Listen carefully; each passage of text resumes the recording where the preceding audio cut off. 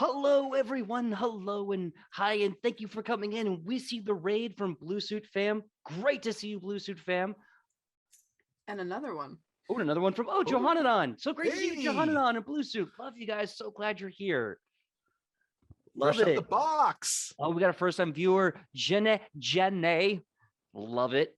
Anyway, thank you so much. This is such a fun and exciting start to episode 61. Let's do a quick hello from everyone, an introduction of the characters, and do a quick recap. Oh, hello, John and on. Hi. Hope you guys enjoy the show. Hope you guys stick around and like it. Let me introduce you to the heroes of tomorrow, the legends of the edge themselves. Let's start with Sidney Rubino, who's doing a dramatic flair. Sidney, please tell me who you are, who you're playing, and what your pronouns are. No, wrong side. Fuck. I had to make it more dramatic. That's your one. Killa. My name is Sidney Rubino. My pronouns are she, her, and so are my characters. I'm playing Alona, the half-elf cloistered cleric. Awesome. I want to take a quick second to shout out to my friend Costa Crusader. Great to see you, buddy. If you're wondering who that badass is, that is Merrick, who runs the crash. Great to see you in the chat, my friend. Oh, you're cool. Or the character that's based on you is cool, and I bet you're cool too. I base characters off cool characters. That being said, I'm totally getting flabbergasted. Michael Powell, tell us who you are, who you're playing, and what your pronouns are. Well, as always, I am the dastardly, dashing Michael Powell, and I am playing the fabulous Rufa, and our pronouns are he, him, they, them. Awesome. Sam Sterling, please tell us who you are, who you're playing, and what your pronouns are. Hello, I'm Sam Sterling today, and last time I did a downtown country accent. This one, I'm not sure what this one is. And today I'm playing Ichi Pakton Papaqui, also known as La Pacifica Dorita, and our pronouns are she, her. Excellent. Ian, tell us who you are, who you're playing, and what your pronouns are. My name is Ian. I am playing Woodwort, the gnome druid, and rolling for his little friend Mush, and our collective pronouns are he, him. Awesome. And last and certainly never least, Kylie, please, Kylie, tell us who you are, who you're playing, what your pronouns are. Hi, I'm Kylie, or I go by Kai. It really doesn't matter at this point. I play Shionibus the Elven Ranger, and we both go by she, her. Very nice. Quick shout out to chat Blue Suit saying only 8 more episodes. We know what you're referencing. Very nice. We were talking about that before we actually came into episode. Yeah, very nice. Nice. We'll see. Anyway, my name is PJ Megaw. I am the GM for Edge of Legend and At 20 Productions. My pronouns are he, him, and I'll be playing everyone and everything in between. And without further ado, let's give you a brief recap. If you didn't get the chance to see Kylie's on Nat 20 Prods, our YouTube channel. Last week, there was, of course, the heroes rallying back from surviving the fight with Korokos, and then being told that Zaka, the little brother of Xanakin, was finally coming back from his time being left on a pirate city ship, basically a floating city that pirates live on, coming back from there, rallying a big army, as well as the Grey Orc tribe, and then attacking Alphon Prime from the northwest. After some god messery and some planning, they were able to get all the people out that would be innocent civilians in the attack, delayed Zaka, and then fought him. Well, not him yet. There's a giant tower that they use for communications, and Zaka's at the top of that tower. After a harrowing chase against time up the tower and trying to bypass all of his soldiers and Ian's amazing rainbow backlighting, they finally got to the top of the tower, where the spirit guardian of the Grey Ash tribe was saying, listen, I understand what you're here to do. I'm not going to get in the way. I've been trying to basically counsel this young man, and I understand this is important. So please do what you feel is must. I will not interfere. And then as Zaka, surrounded by guards and members of the Magistra Bellina's personal champions, fighting them and knocking them around left and right, they are defeated and exhausted on the top of the tower. In the midst of the rain, he looks to them and says, "You came here to die." And with that, we start our show with a rolling of initiative and playing of the battle music. Thank you for joining episode 61. We're going to get right into this nonsense. Can we roll the battle crying? Yeah, if you want, yeah, totally. So how quickly should we use our hero points? Let's How all use quickly? it all at Initiative. once. Never use it for initiative. It's always my go-to. I can see the 20 on this dice. It's just not at the top. Does that count? I will say this: going last initiative is not that bad. It allows you to pre-plan. Oh, okay. Unless you're a barbarian. Right. Oh, hey, I'll say this: if you can see they did that. If you can see a 20 on your D20 when you roll it, and you want to count that as a critical, that means I get to do that too. How's it sound? You want to make that deal? No. I like it, I but I like like the danger. I want to gamble with fate. I like the danger. I too like to live dangerously. Almost as if Kylie has gambled with fate before. Oh Oh, yes. Doesn't Yeah. everyone gamble with fate? Come on. Where's Toss it in the ocean. All right. Let's get some initiatives while we're waiting for the boss music for Zaka, the Warrior Tribe song to kick in. Let me know what your numbers you have rolled for perception-based initiative. 23. 23 from Kylie. Thank you so much. Let it be said that I did a preview of what my rolls are going to be like tonight on Twitter and Instagram earlier. Well, I rolled a 12. Total? Yep. So let's see if the trend continues. All right. Well, I didn't roll great, so we'll see what happens. Sam, what was your roll? 15. Ian, what was yours? 10 less than Kylie. I got a 13. All right. Michael, what is yours? 22. Oof. Okay, Zaka. Let's see here. Okay. Now his HP has been affected by Sudden death. Woodward's by sudden Oh. death. No, it was affected by Woodward's fire barrage that they did before you guys got out here. You came by and shot some fire bolts of people. You did manage to do about 4 damage to Zaka, so Zaka is coming into this fight with 4 less HP. Oh, I'll take it. fight Out is of a strong word. 150. Hey, look. Now, I will say before the first action, knowing my players very well and what's happening here in the story, you can do this one of 2 ways. You can beat the ever-loving crap out of this man until you kill him, or there is a diplomatic puzzle built in to this fight. If you are able to basically activate and trigger 3 specific points diplomatically in, through dialogue and roles and such, you can end this fight entirely and recruit Zaka to your army. So the question is, do you want to recruit Zaka or do you want to kill Zaka? That being said, Kylie,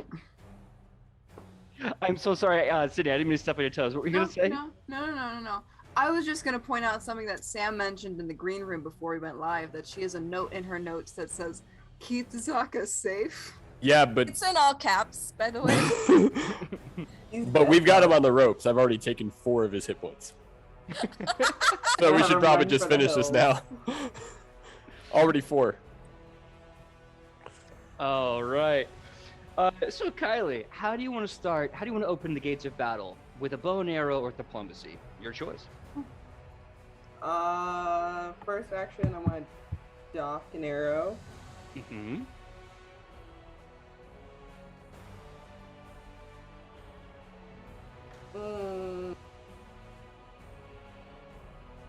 Yeah, you kind of get to make the decision on which path we're taking right now, don't you? I don't like it. I know what I want to do. A diploma archer, I don't think actually happens. Always Tie a hold little an diplomacy action. notes to it. Shoot him with kindness. I was just about to say you're shooting him with kindness. Damn it! All right, Sam, I'm giving you a hero point for that, Sam. Yes. I'm not You can swinging. always- You can always hold your action. Like if he does anything that would construed as he's about to attack us, you can I will hold until he attacks us and then let loose an arrow. Well, That was food for always- thought. when you had the same thing with Takarao and the Red Rock tribe, he was trying to kill you until you talked him out of it. That's true. That was Also master yeeted one of control. his guys off a griffin. You killed Kazan and took his bird that you named Beatrice. Yes.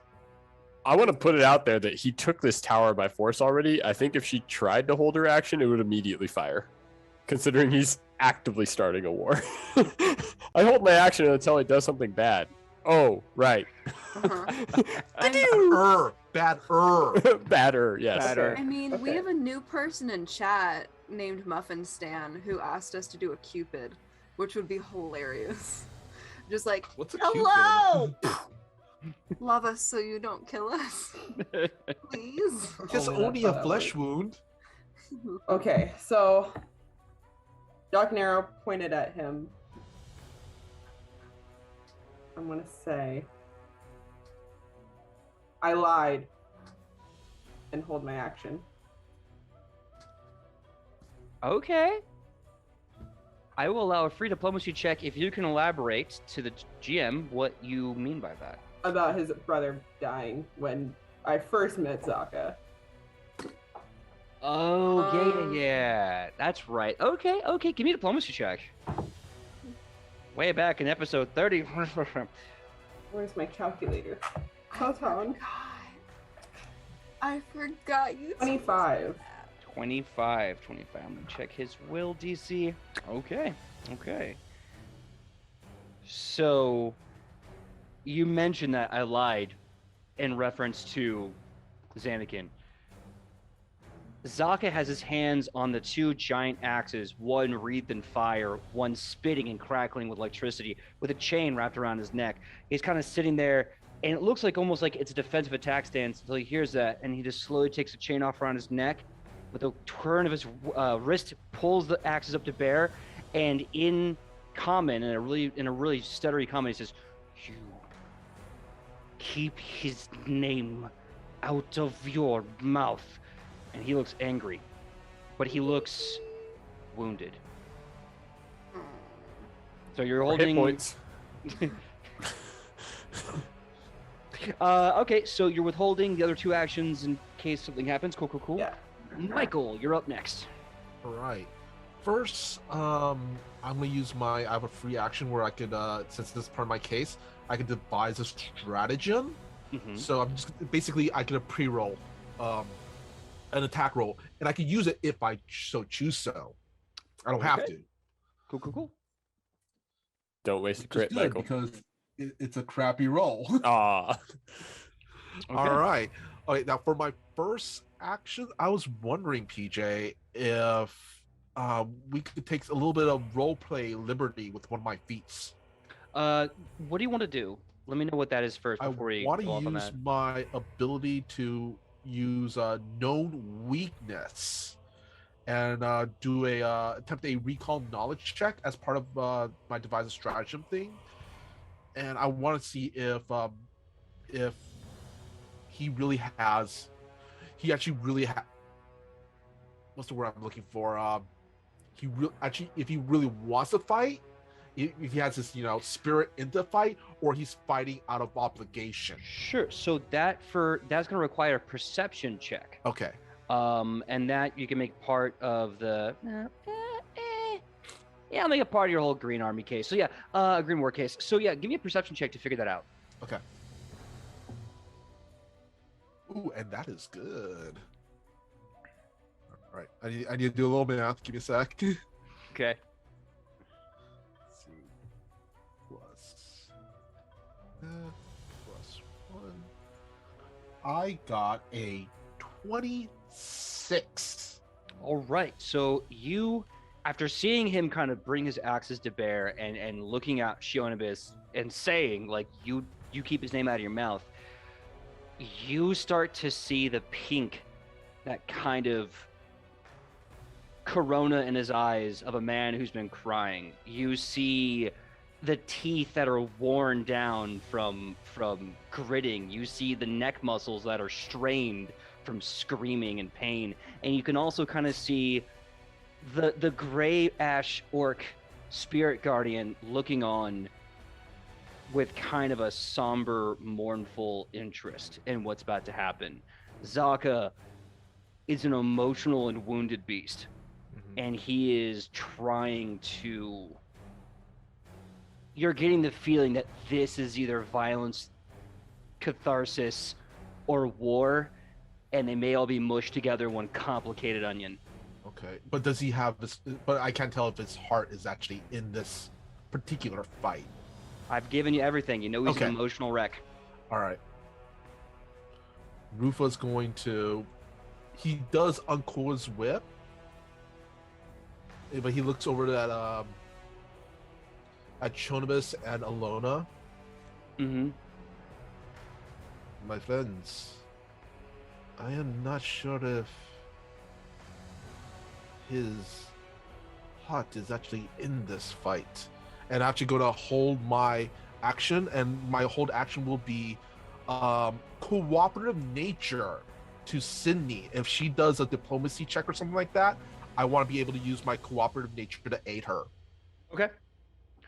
Okay. And I will call that your turn. So you basically, when you roll to aid her, she's gonna get a +4. Is that right? Yeah.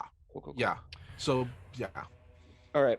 So Zaka looks around like the kid at the lunch table who knows people are talking about him, but he doesn't know what they're saying about him. He grabs his axes, his wrists just kind of revving them like the handle of a motorcycle, and he just screams and enter a blood rage and makes a beeline for Rufa and just comes down with one massive axe. Let's see here. This will be a total of... What's your AC, Michael? Wait. No, I didn't do the raise a thing yet. So 21. Okay, 21. This will be 34, so it's going to be a dirty crit against you. It was 19 on the die face. It probably was, but I wanted to be sure. So, as he screams this rage, you start to notice flittering like little will-o-wisps behind him until they finally make full form. The spirits of many dead orcs behind him. You notice what could probably be assumed are dead Blackspear orc tribes from his keep, but one of them, who tries to put a hand on Zaka's shoulder before he storms off on his death run, looks just like Xanakin's ghost. You got spirit instinct, barbarian. Unallied, not super allied. Your brother's obviously right there. Sorry. Alive. Twice. I can't do a reply until my next turn, huh? You can't reply. What do you mean? I can't say anything. At least not until after this Okay. weapon hits you. Cool. Let's see. So, That actually paints a really like stoic picture of Rufa as he just stands there. As his sword comes and he's just. I'm envisioning. It's a- Go! I'm envisioning what's his name from Ghostbusters 2, the painting guy. I'm blanking on his name. Vigo. Yeah, Vigo. Vigo the Carpathian. Yeah. I'm imagining that. So 1 action to rage and 2 to rush up and attack. Unfortunately, it's gonna be a heavy hit because it is a crit. It's gonna be 52 damage. I think I'm dead. All right, you are down. You are at dying 1. No. What the hell, PJ? Doesn't that All trigger right, mine? just moving on. Does that trigger my hold action? He did attack. If you wish to use that action, yes, you can.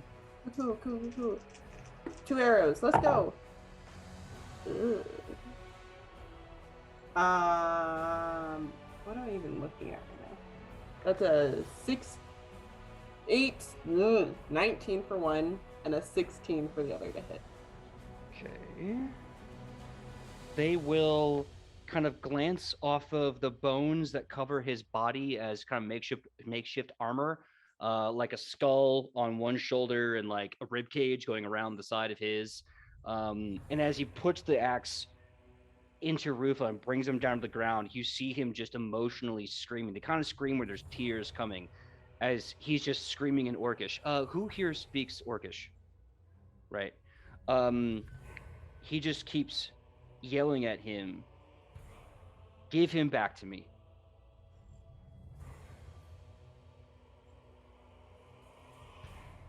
He told me you took him. Give him back to me. Anyone who speaks Orcish can make a lore check for free. Ayo. Yes, I will do such a thing. Woo! That looks good. Ichi, please say back finders keepers. Double tap. No. What was it? Circle, circle, double tap. No, keep. What was it? No take backs. No right? take backs. It's yeah. My lore check is 18 on the die face. I guess that's just +2. 19, 20, dirty 20. Okay. And 24? Mhm. Okay. You both realize that when he was speaking about give him back to me, he mentioned Xanakin by very unusual titlerific. In the Orcish language, they have like little titles they put at the end of people's names to denote how important they are. In this case, Xanakin was referred to as Xanakin Ornosh, which translates to he who raised me. Ooh, that's Daddy? rough, buddy. That his daddy? You know Xanakin's only referred to Zaka as his little brother. Oh. Ah! Okay. Oops. And your 2 shots missed Zaka, unfortunately. Was that one action that made you attack twice, or did you have another prepared action, Kylie? No, that was one action. Or I guess 2 actions to hit twice. Okay. All right. Do I roll my doom thingy now, or? No, that's on your turn. On Okay. your next turn, yeah. Don't worry about it. You're not dead. You're just dying. There's a big difference. All right. But a very thin line. Yeah, at least 4 lines. We gotta go find Miracle Max. Yeah. He's mostly dead. Sam, It's give Pippo. your turn, Sam. Okay. I am going to run and attempt to like grapple him or push him prone, whichever. Yeah, grapple him. I want to hold on to him. Okay, give me an athletics check. This will go against his fortitude DC. Okay.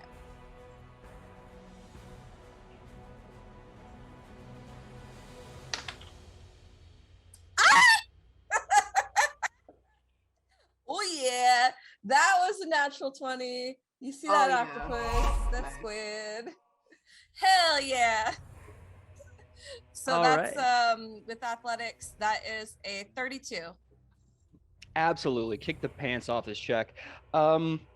Describe for me, because that's like I'm guessing 1 action to move up to him, 1 action to grapple. You still have 1 action left. Describe for me how you're grappling Zaka and what your next action is. I run and I grab hold of him. I assume he's tall, so I guess around like his waist or something. And I pull out the merit of Xanakin and I hold it up into his face.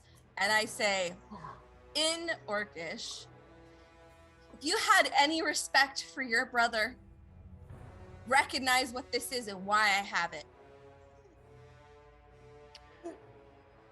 Give me a diplomacy check with a +2.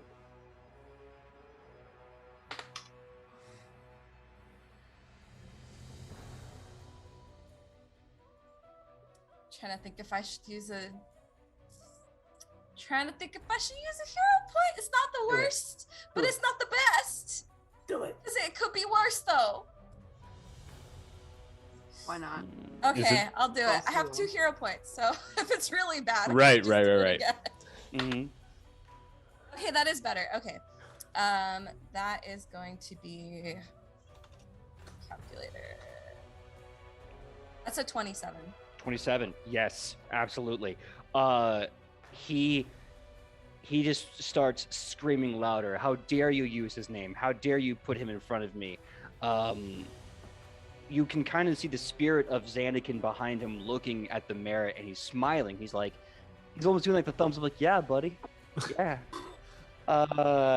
And Zaka he can't look the ghost of his brother in his face, but you're getting the feeling that Zaka is having a conflict of reconciliation. That's a hint.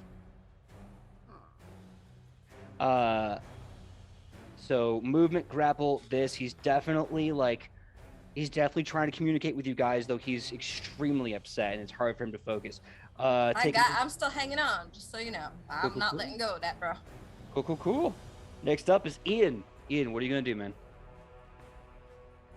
So he's only yelled at us in Orcish, right? He has said a few things in common. Oh, okay.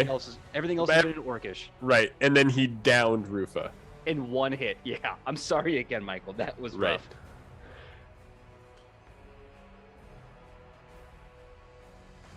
And Ichi decided to attach herself to him at the moment. Okay.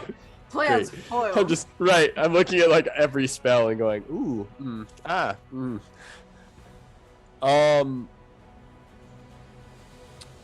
Next round, he'll be the little spoon.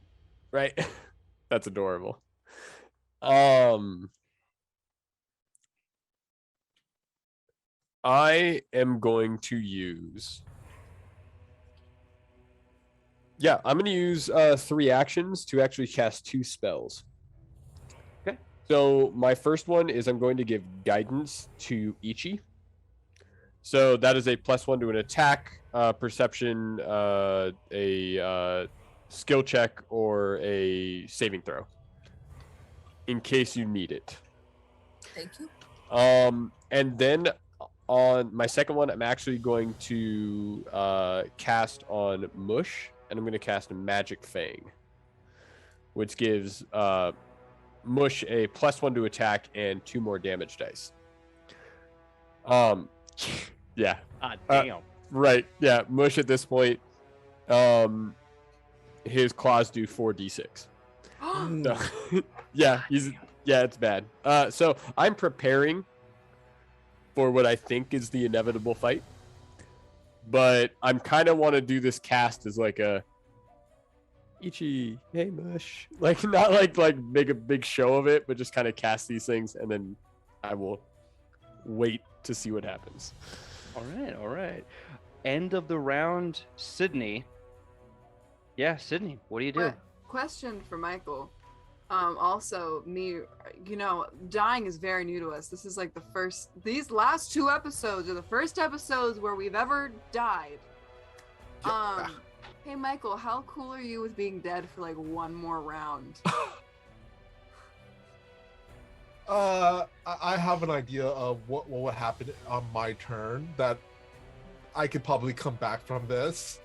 Okay, because But also, I would say I'd be a little concerned, like, what's down? What I want to do takes 3 actions. Okay. And it's a crapshoot, but if it works, it could be really cool. It's gonna put PJ on the spot, but it could be really cool. I just want to confirm with you, because I don't want to screw you over. Yeah. No, I have an idea of what to do if, after Chonabis's turn, Rufa will be coming back. I have an idea Cool. what to do. Okay. But can I also ask, your friend is down. Show some concern. Oh no, Alona's very concerned. I want to say that I got like a lot. Sidney, who's of cold-hearted. Yeah. Alona's concerned, but that's my character. Yeah. Yeah. You're cold as ice. No, I got a lot of TikToks today that were like, the cleric panically healing all of her friends as they're dying. And I'm like, this is how I feel all the time. Yeah. Can I just say, like, out of character meme-wise, you just see Rufa's head just kind of slowly just thumbs up Gonna be in the rubble. Listen, this is the perfect opportunity because he's grappled for me to use Mm-hmm. the Amran door. Okay. I'm just saying.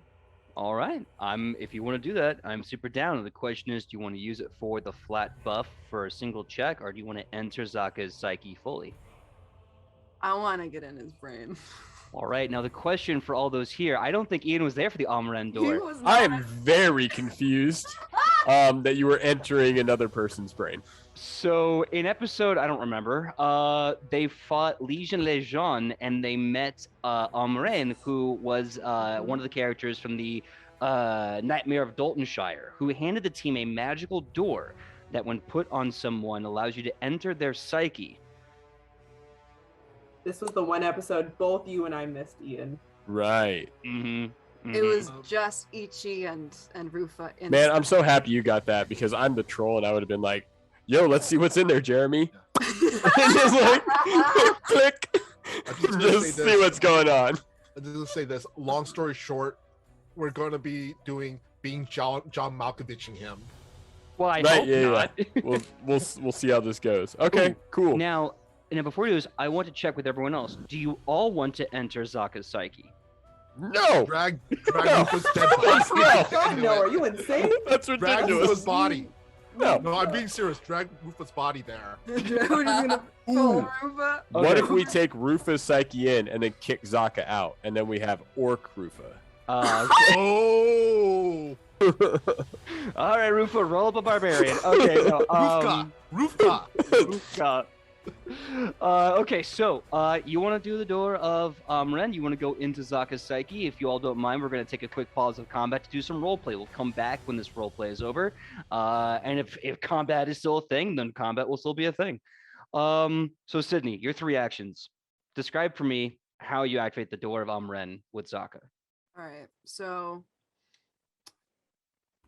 not tentatively, Ilona sees Rufus down, goes into panic mode, but then she like touches her satchel and she kind of like remembers this really important thing. She sees that Xanakin is restrained. Zaka is restrained. She sees that they're fighting, and she goes over and she kneels down and she says, "As far as I know, this doesn't hurt. And I think you're going to thank us when it's over." And before he can say anything, she just takes the door and puts it right on his forehead. All right, everyone around in this moment, time seems to stand still as this door that's been placed on his forehead almost looks exactly like a door to any building with a turn knob and everything, just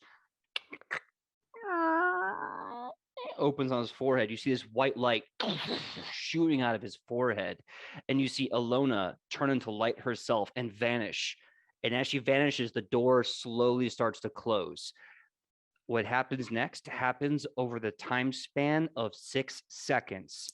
Literally, this will be her entire turn. So, closes. You see all of reality become stretched to the pinprick extreme and then suddenly smashed like a bug against a windshield as all of reality becomes hyper significant all at once. And you are inside a big white empty chamber with 3 doors.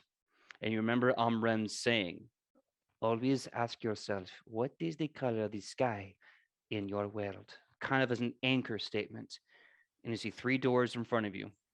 You see one that is made out of wood. You see one that is made out of stone. And you see one that is made out of steel.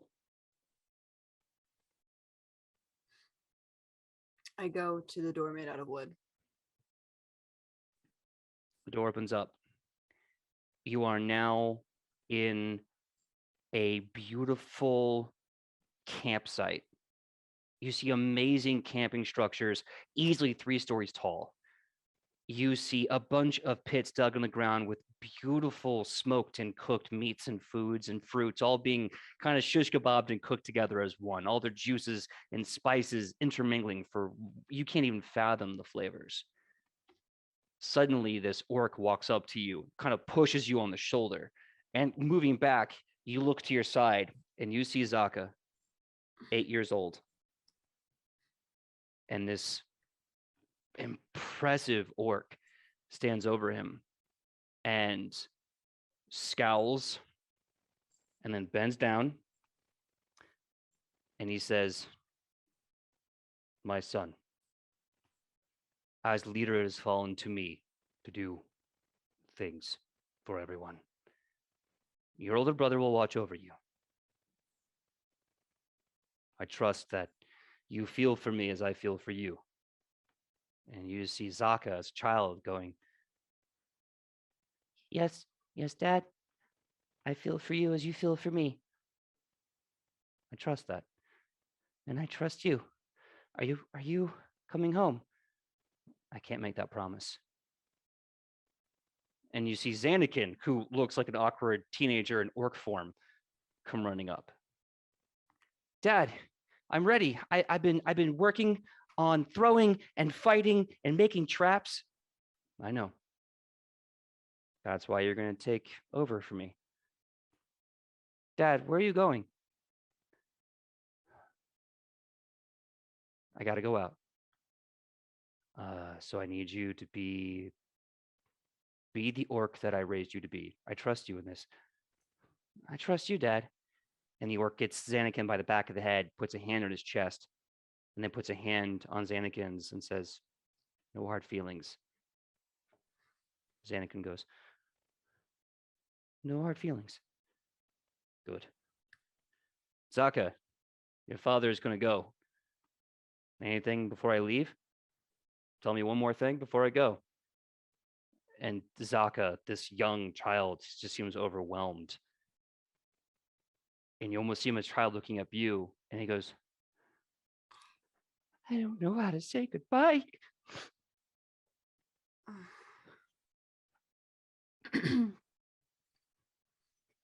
Ilona's gonna reach out her hand just gently and asks, "Can I hold your hand?"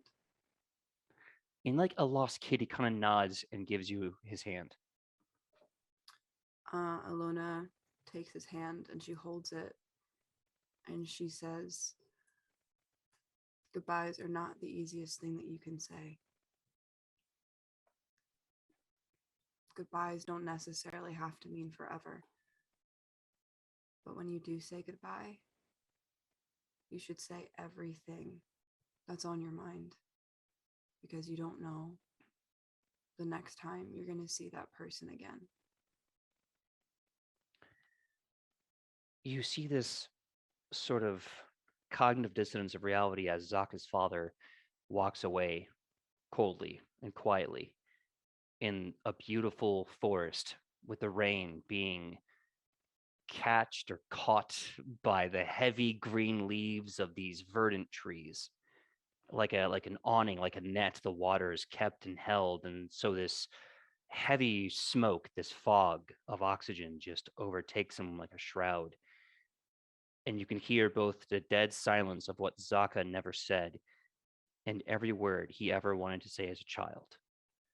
And you can almost hear Xanakin, same thing, in that moment of silence, saying nothing, but then putting an arm around his younger brother. You can see Xanakin looking at you as he continues to join Zaka in saying goodbye to their father before he dies. And you see a third Xanakin, seemingly from that, who is now looking to Zaka and apologizing, because he knows now he has to raise his little brother, and he is not prepared for that task, and he will fail him. And Xanakin, at least for what you perceive to be Zaka's Xanakin, looks to you.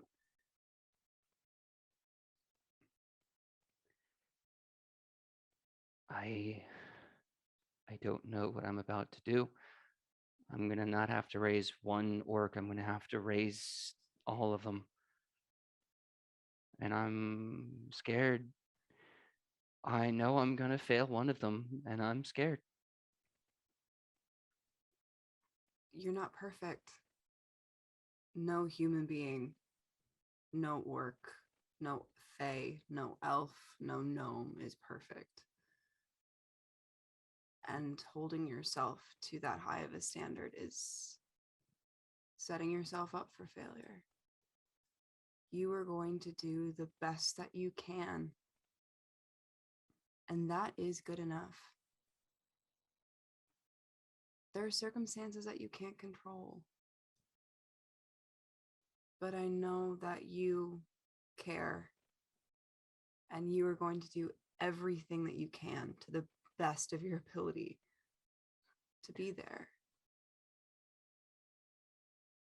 Zaka takes Xanakin by the hand Xanakin looks at Zaka, picks him up, kind of shoulders him right on the hip, like the way a parent would, which is like a 16-year-old doing this to an 8-year-old is very awkward. And he kind of tussles him by the head and he goes, let's go play a game. I got some throwing spears. We can go through the hoop, play spear in a hoop. You like that game? And Zaka just kind of nods, quietly and sadly, goes, okay, let's go play spear in a hoop. And they walk off. They both look over their shoulder to you. And as they wave, you see that kind of heavy, thick smoke of the intense amount of oxygen from the rain kind of takes everything to a smoky white. And now you're back in the main room. The door for the wood is closed. It's vanished. You have stone and you have steel. Let's go stone. Okay. As you go into stone, you see you're back in that exact same camp. There's a gigantic fire blazing in the same pit the food was once cooking in. You see Xanakin is now kind of the man that he was when you first met him. Zaka, you can feel your own body, Sidney, just heavy with power and muscle and energy. You feel like a kinetic, like a spring ready to burst, ready to go off. You feel so amazingly strong right now.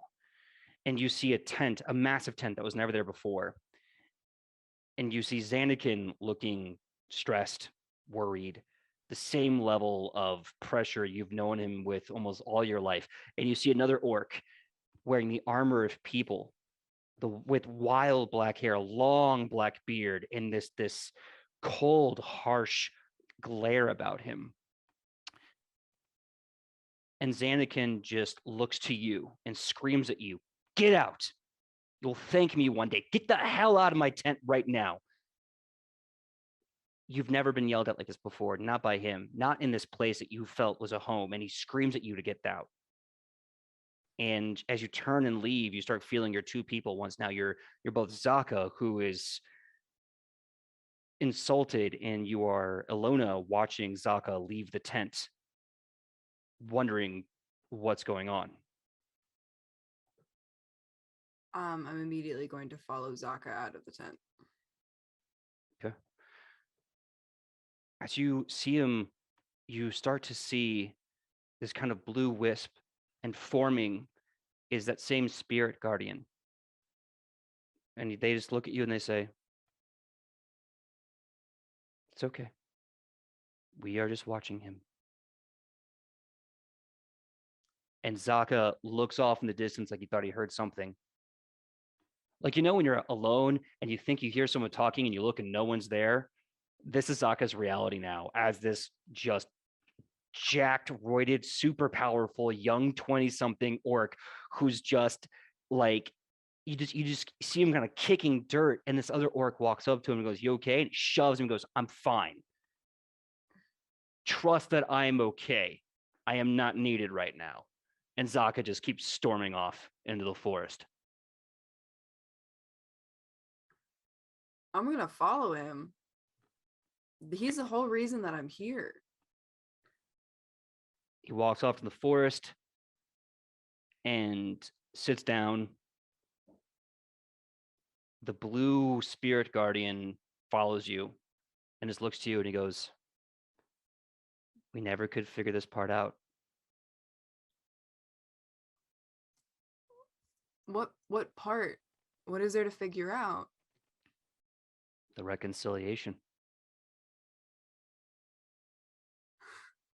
You just see Zaka, like, he's got his weapons around his neck. He throws them off into the forest, and he just stares like some impetulant child as he just keeps going, "Fine, you don't need me? Okay, I get it. No, it's fine. It's fine. You don't need me. Okay. I don't know what I'm going to do. What am I going to do? What am I going to do for you, brother? What can I do for you? Nothing. Fine. Okay." And he's just kind of having this angry pity party for himself. Good for him. I'm gonna say that to the spirit guardian. Good for him. Good. Get it out. At least he's taking it out in the forest instead of taking it out on his brother. Instead of taking it out on you, instead of taking out anybody else. He removed himself from the situation. He's feeling whatever the heck he needs to feel. And then when he calms down, that's That's when you can reason with somebody, but there's nothing wrong with him just letting it out because he's not hurting anybody. At least he's letting it out and he's not bottling it up and pretending like it doesn't exist. You're not wrong. The issue is this point. And you see Xanakin coming out with the orc that you would later call Korokos. And Xanakin stands over Zaka. Fine. Since I cannot trust you to do what you're told, then I will give you a job. Korokos, this is Zaka. Zaka, this is General Korokos. He is offering us an opportunity. You want to help? Fine. Pick up your weapons. Do what he tells you. I can't be bothered by this anymore. Okay, I have too much on my plate. And Xanakin just like walks off, and Korokos takes a small, slow turn back to Zaka. And the sickest, cruelest smile crosses his face. And he bends down to Zaka, looks him right in the eye, and he goes, I have such plans for you, boy. You may not be the leader, but you will be priceless in my plans. And Zaka just kind of brings his head up, like, what are your orders? You will lead. You will take. You will destroy. Do you like dwarves? I've never met a dwarf. You will meet so many interesting people. I guarantee you.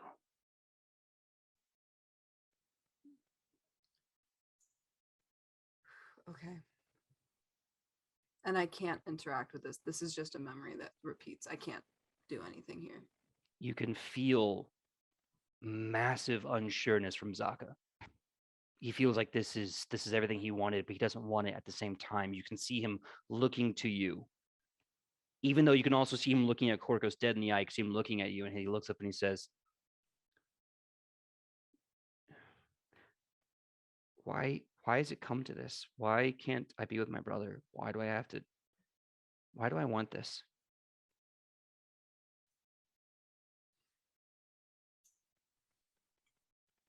Your brother made a mistake. Your brother is also angry. He's your brother after all. You must feel the same. He's upset. He's confused. He has a lot of pressure on his shoulders. He's not sure what to do, and he thinks this is the best way to go about it, but he's wrong. But he's allowed to be wrong. And you're allowed to be angry that he was wrong. Your brother's not a bad person. He just made a bad decision. And he can't be held to some impossible standard where that's not a thing, and neither can you.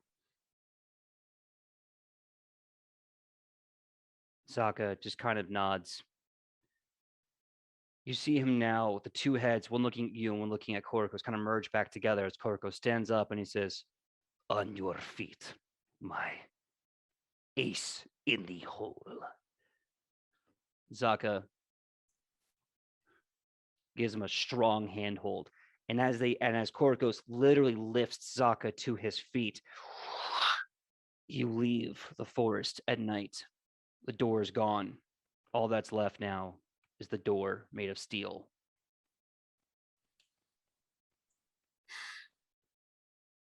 I enter the door made of steel.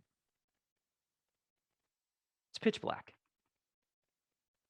until the only light you can see are little fireflies, little lightning bugs all over. They kind of turn into almost like a night sky of stars, but they're all around you. And it's this point that you feel the air is heavy and warm, and it's like a summer back east where the moisture and the humidity just cloys at you like a spider web in the face. You feel this all over your body. And it's at this time there's enough little lightning bugs that you can see trees that look like skeletons just weighed down by the weight of their age and their gnarled limbs, and the ground underneath you feels like sponges, wet and porous and incapable of keeping you aloft, just squishing with every step. And there you see, by the dim light of an emerald flame, like almost like a bluish flame, the old spirit guardian, whose eye has to be put back in his skull and his skin has to be pulled back over his skeleton. And as he's there looking at Zaka, you look in your hands and all you can see is the decapitated head of Xanakin looking up at you. And you're holding it out to this man, this orcish man. And you can hear Zaka's voice going, "He gave me his head." "Was that, my child?" "He came on a horse with wings. He gave me my brother's head. He told me they killed him and they took his head. The man that I trusted, the general that I can only trust now, gave me his head. What am I to do with this?" And the spirit guardian says, "Have you talked to it? Have you asked it questions?" You see Zaka throw the skull at the skull. He goes, "How dare you? How can I talk to him?" He goes, "It's okay. Let's ask him a question." And he puts the head in the blue fire, and the ghost of Xanakin comes bursting out of the flames. And Zaka's just, you can feel your own knees getting heavy as coming from you, you see the weight of Zaka's body drop in front of the ghost of his brother. And he looks at Xanakin and he goes,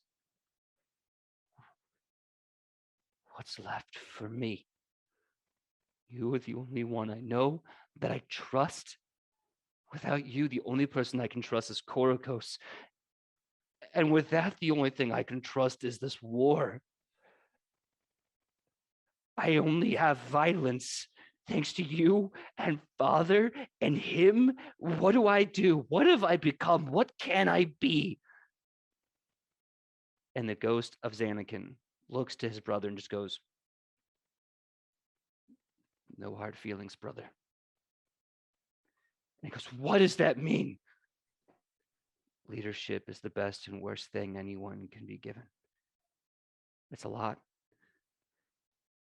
I didn't want this for you." "What did you want for me?" "I just wanted you to be safe, and you are. And there will be some people coming. They may be friends. And what you need to know, Zaka, is that there's no hard feelings anymore.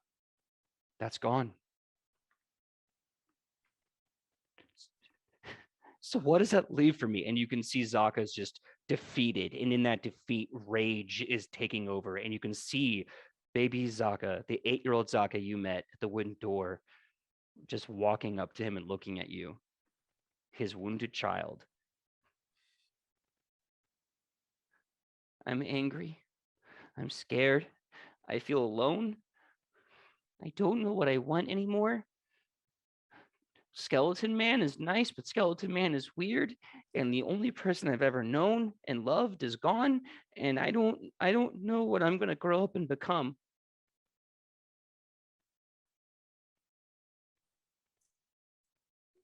Alona bends down to the wounded child. And she says, "I can't, no one can tell you what to do or who to be or what you are or what you're capable of. No one can tell you that. And that's the scary and the most beautiful thing about life. You get to choose what you want. If you don't want to be this way, you don't have to be this way. Yes, you have history, you have a past, you have feelings that are unresolved and you don't understand them, but that doesn't mean that this has to be you for the rest of your life. At any time, you can start trying to be that person that you want to be. You just have to decide who that is. And that might not be the answer that you want to hear, because it might leave you with more questions than there are answers. But you are powerful. You are strong. You are vulnerable. You are beautiful. You are smart. And you have such a capability of feeling that most people would be jealous of. So there is much that you can offer this world besides what you've been shown. And if you want to make that difference, you can. But what your brother means by no hard feelings, and this can only be my interpretation, and that maybe you will search for your own throughout the rest of your life, is that your brother wasn't perfect. He messed up. So have you. So have I. So has every other being in existence. But when it's all over, no hard feelings.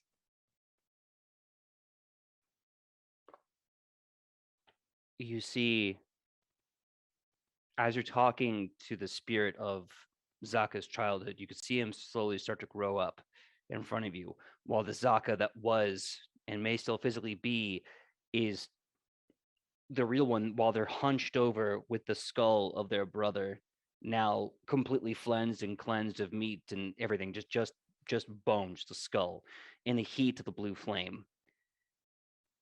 You can see Zaka looking up at the spirit guardian saying, "I'm ready. I will become a weapon." And the spirit guardian says, "We will make you more than that. We will make you a person. We will become a person later. First I mourn with the flesh, and then I will heal in violence. Give me my brother's skull." And you see them affix it so that the shoulder piece that protects him is the skull of Xanakin. But you see the spirit of Zaka, the child that grows into the man who goes, "I want 2 dogs. I want to name one fatty and one stupid, because I think those words are funny. Why is stupid bad? It's just fun. Why is fat wrong? It's good for hugs. I want to talk so much more. What's it? I mean, I get hugs every now and then. They feel so nice. Why don't we hug more? I want to hug and have 2 dogs, and I want to hunt, but I don't want to hunt people, because they have feelings. Pigs have feelings too. Oh, I need to think about this." And you start seeing this juxtaposition of the man that Zaka was when he declared his warpath, with the skull of his dead brother and the scar being formed into his flesh, and the man that he could be. And they kind of merge in front of you, and then everything goes white. The 3 doors are gone. Now, it has taken the time it took for this scene to happen. But again, this was just 6 seconds as Ichi is just bear hugging Zaka. You see the door start to opening, and his white light shoots out of his head. Top of the round is Kylie. Does everyone see this white light flash?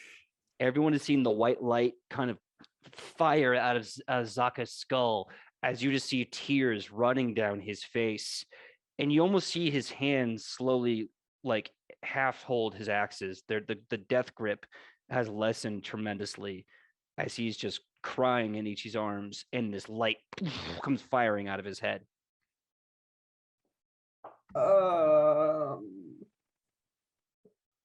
That's a new one.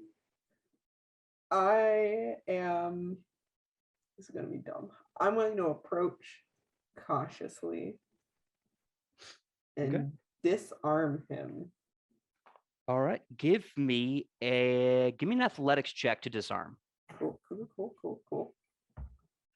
Even if that's just like gingerly like taking the axe. I don't care how I do it, but Still requires a little bit of something. Yeah, these are heavy axes. 17. 17. Yeah, you grab them, and the minute you pull them, you see this kind of moment of tension. Oh, we'll be getting Ian back in a minute. He's been having power surges all night. We'll be getting him back in just a second. There's a little bit of a quick, tense reaction, and then just as quickly as it tenses, he relaxes again. Pull the axes right out of his hands, no problem. You now realize he basically has taken 2 battle axes and strung them together with over like 30, 40 feet of chain. This is a heavy damn weapon. You now have in your possession the orcish weapon known as Gainir and Malthin. Is the name of it like on a label? The little label maker? Yeah, it's like Doesn't get confused. it's like property of Zaka. You know, don't touch Korokos, cool orcs only. It also has left and right. Yeah. But you have that, and I'll give you the stats of that later if you want to. But I believe that's your action, unless you are going to do something else.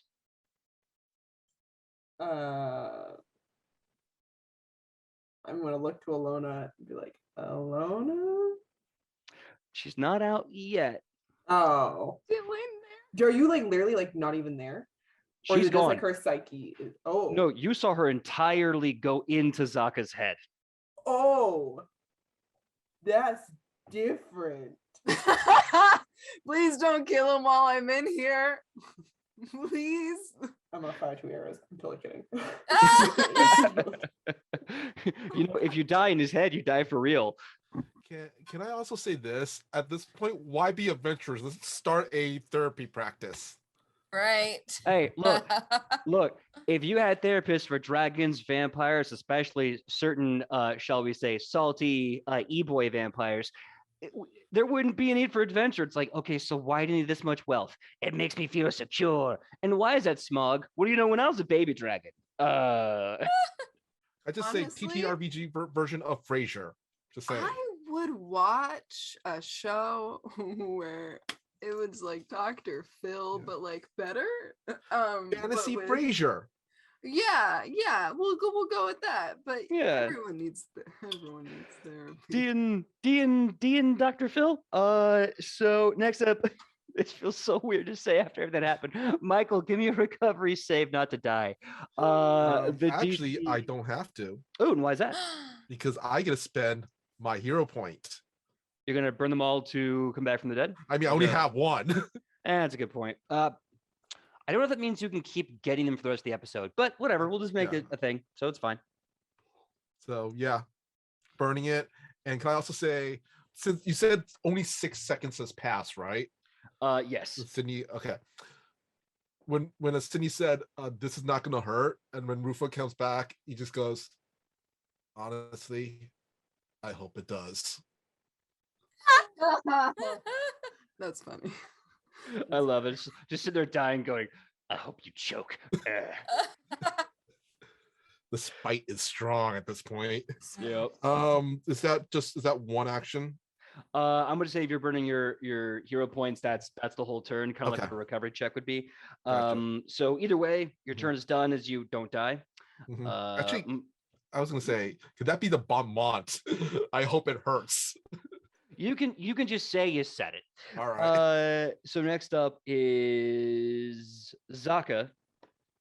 Zaka, as the light's coming out of his forehead, drops to his knees, completely relinquishing himself. And that's gonna be his full turn. I'm gonna say, unless anyone wants to do anything actually physical at this point in time, we will end the combat entirely. Sam, do you want anything physical? I use my action to rotate around and make him the little spoon. Just All right. His giant head resting on your shoulder, your shoulders immediately made moist by his heavy tears, and he's just kind of nuzzling you absentmindedly as he's feeling all of the feelings he's had in his 20 couple of years of life all at once. Can we cuddle puddle Zaka? Sure. I started it, so it's already happening. So eventually, Ilona does join you out of the beam from his head. Ilona, the door closes and falls off his forehead, and it lands in your palm. The door of Amren is still with you. And he is just stuttering in common, and he goes, "Thank you. Thank you." I don't know if you should thank me. I'm not licensed in any way. Um, but I am a being that has a lot of empathy, and I know that you do too, because I could see it. And you don't have to say anything right now. Alona's gonna lie down or sit up in the cuddle puddle and be like, she just holds his hands. She's like, we can just chill here for a minute. Is it raining? Oh, it's still raining. Great, we can just chill here. Spirit Guardian can make it. Can you make it now rain? She has a Spirit Guardian. Can you ask it to chill out? Can you do that? Ichi whispers, the rain is cathartic. Right. Yeah. It's also Nadir. I forgot. Oh, well. Anyway.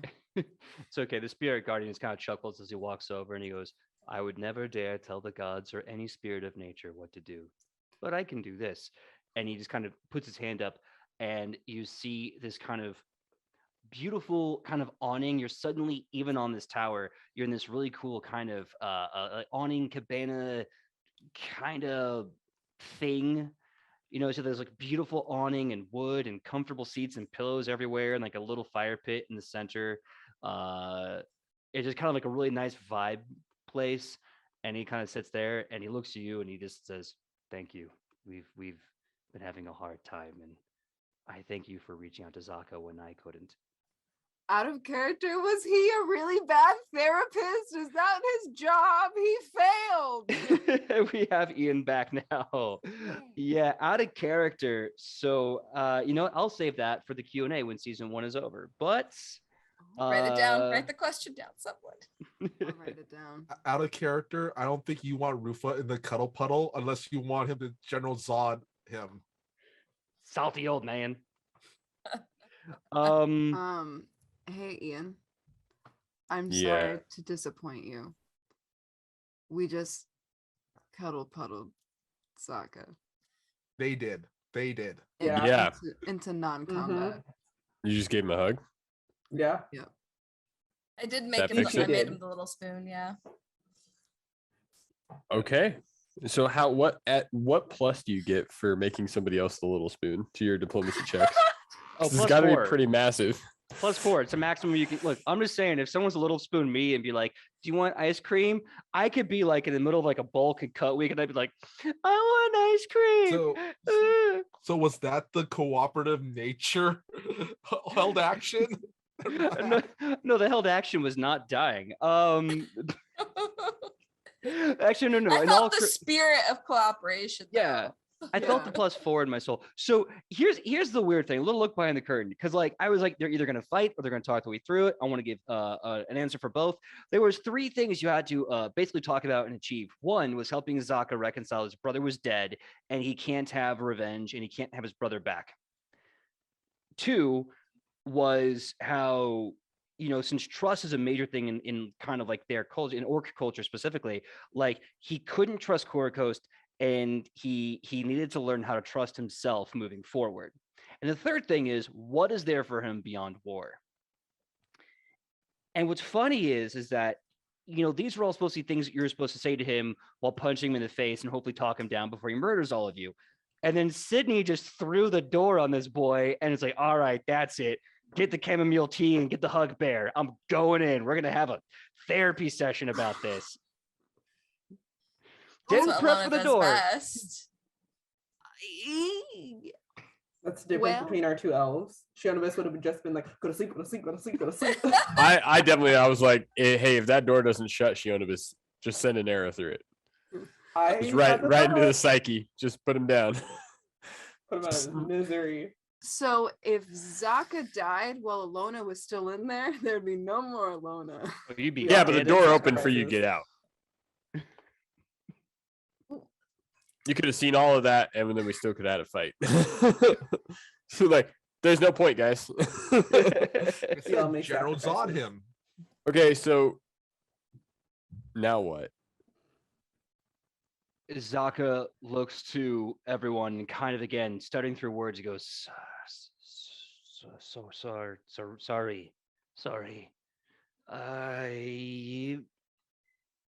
I'm sorry. And then he starts going into Orcish because his comment isn't as strong. And in Orcish, he just goes, I committed to some very bad things. And I was lied to by the people that I trusted. And I was a fool. And I was a child. And I was an idiot. And I don't know if I can make up for the things that I've done on this warpath. But if you will give me the chance, I will fight alongside you. And I will bring the full might of my people with you. I'm going to translate that for everyone.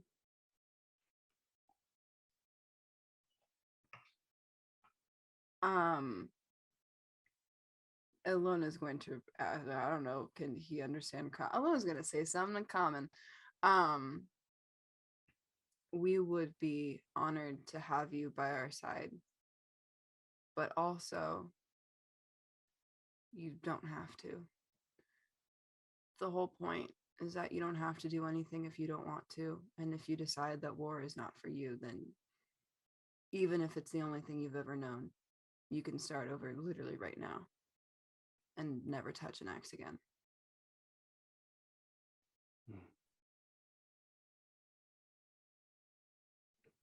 You see him struggling, and in Orcish, he says, what will you have of the leader of the Black Spear tribe? Does that get translated? Yeah, anything that's said, Shionabis is going to translate. Sweet. Thank you, Shionabis. Alona looks at Shionabis. She looks at the rest of the group and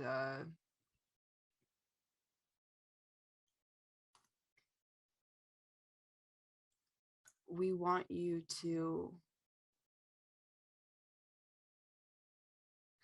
I want you to be happy.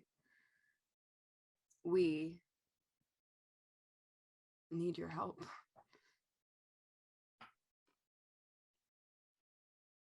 And then he looks to Rufa, and who's holding, I'm guessing, open chest wound, doing okay. I'm gonna say at this point, Rufa is he has some of his bandages from his magic haversack. He's bandaging himself at this point since nobody's healing him. But you have the duct tape. Yeah. No, wait, Okay, you do. okay. You do. No, You do. I have the You duct do. tape. Yeah. All right, Alona, let's go of Zaka's hands and start using the duct tape on Rufa. Give me a minute.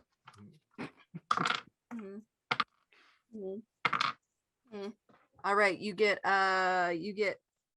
no, why the math so big math.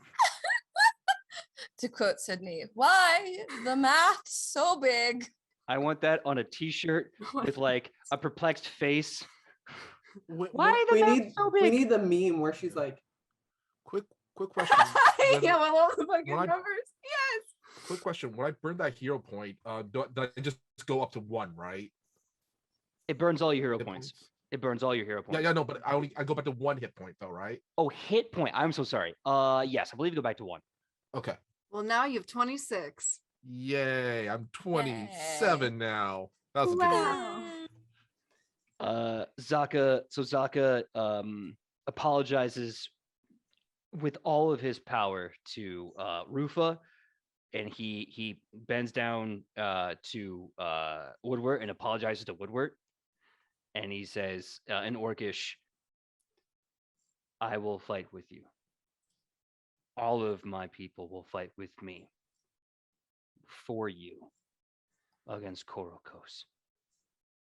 And I will pay for my crimes however you see fit. Alona looks at Ichi. Rufa looks at Xanagan and just says, Weiwo Deza Fuja Deja.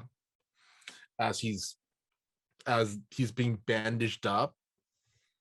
And then he says in common, whether you help us or not, at the end of the day, honestly, with this group, Rufa's suggestion is, at the end, go home and be a family man. His ruthless suggestion. Yeah, fucking go have kids.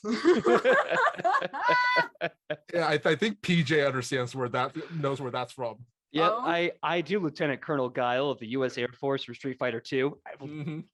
I'm gonna give you a hero point. I don't know if you can get one after you burn them all to come back from the dead, but I'm gonna give you one anyway. Why not? House rule. House rule. Guile's my man. Can I do a quick thing real fast? Of course. Ichi, with your permission. Some of y'all might not like this. Ichi, can I have the merit? Yeah, I think you've got the right idea.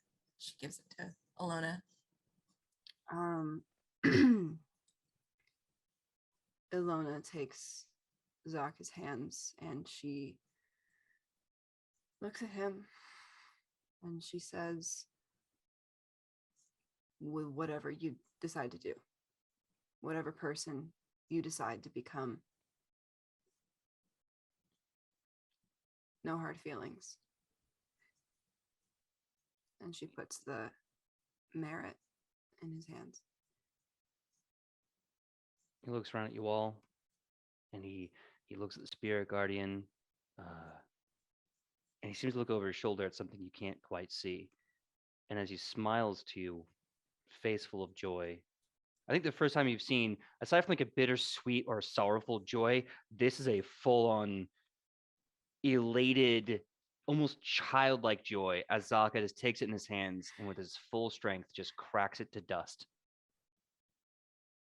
And then what's left? He wears an empty necklace around his neck. He looks over his shoulder and he waves to something you can't see. And he goes, whoever am me being tomorrow, knowing we will tomorrow. And in Orcish, he says, the wolf hunts the day of, not the night before. Whoever I'm going to be when the moon is gone, that's for tomorrow's wolf to decide. And he goes, oh, the frost troll. I need to get rid of him. Oh, this is so awkward. Oh, no. Oh, now everything's coming out. Oh, the wolf dog eagle oh, I need to put them someplace. Oh no, you guys, I gotta go. And he picks up the two axes and he starts kind of like jauntily running back down the tower and kicks up the door and he starts screaming, you guys, you gotta leave. No, you gotta go. No, everything's okay now. You gotta leave. Out of character, I'm really tempted to have Rufa yell out after him, do what Cholobus does, throw him in the sea. Yeet. So you hear the like some grunting and some complaining and like some slow trudging, and then Zaka just goes, oh, I need to apologize to Adolphon. Oh no. Oh, I have to make so many apologies. Can I go? Are you guys going to Adolphon Prime? Can I follow you? Is that okay? Yeah, I think so. Yeah, you can. You can take it a day at a time though, but you don't have to do it all at once. Like your whole life, you just got a whole thing, an inciting, life-changing event happened for you today. You can just take a breather. Maybe we'll go get a beer. Lona looks at Woodward. Beer for former traumatized boy who still has trauma, but hopefully it's going to work through it at some point. Hey, look, I don't really do beer. Well, on the road, it's kind of hard to keep the bubbles going, but I got something a little bit stronger, and we may want to have one outside of the city before we convince the city it's okay to let him in. But also adds, at the very least, let him take care of that frost troll and the other stuff.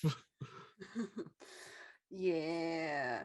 So awesome. So once he takes care of all the, other beings that he was gonna bring, do we want to go ahead and be like, hey, you chill here. We're gonna go let them know it's okay. So we're not walking up to the gates with a big army behind us and everyone's like, shoot them. Yeah. Good thoughts. They're good thoughts.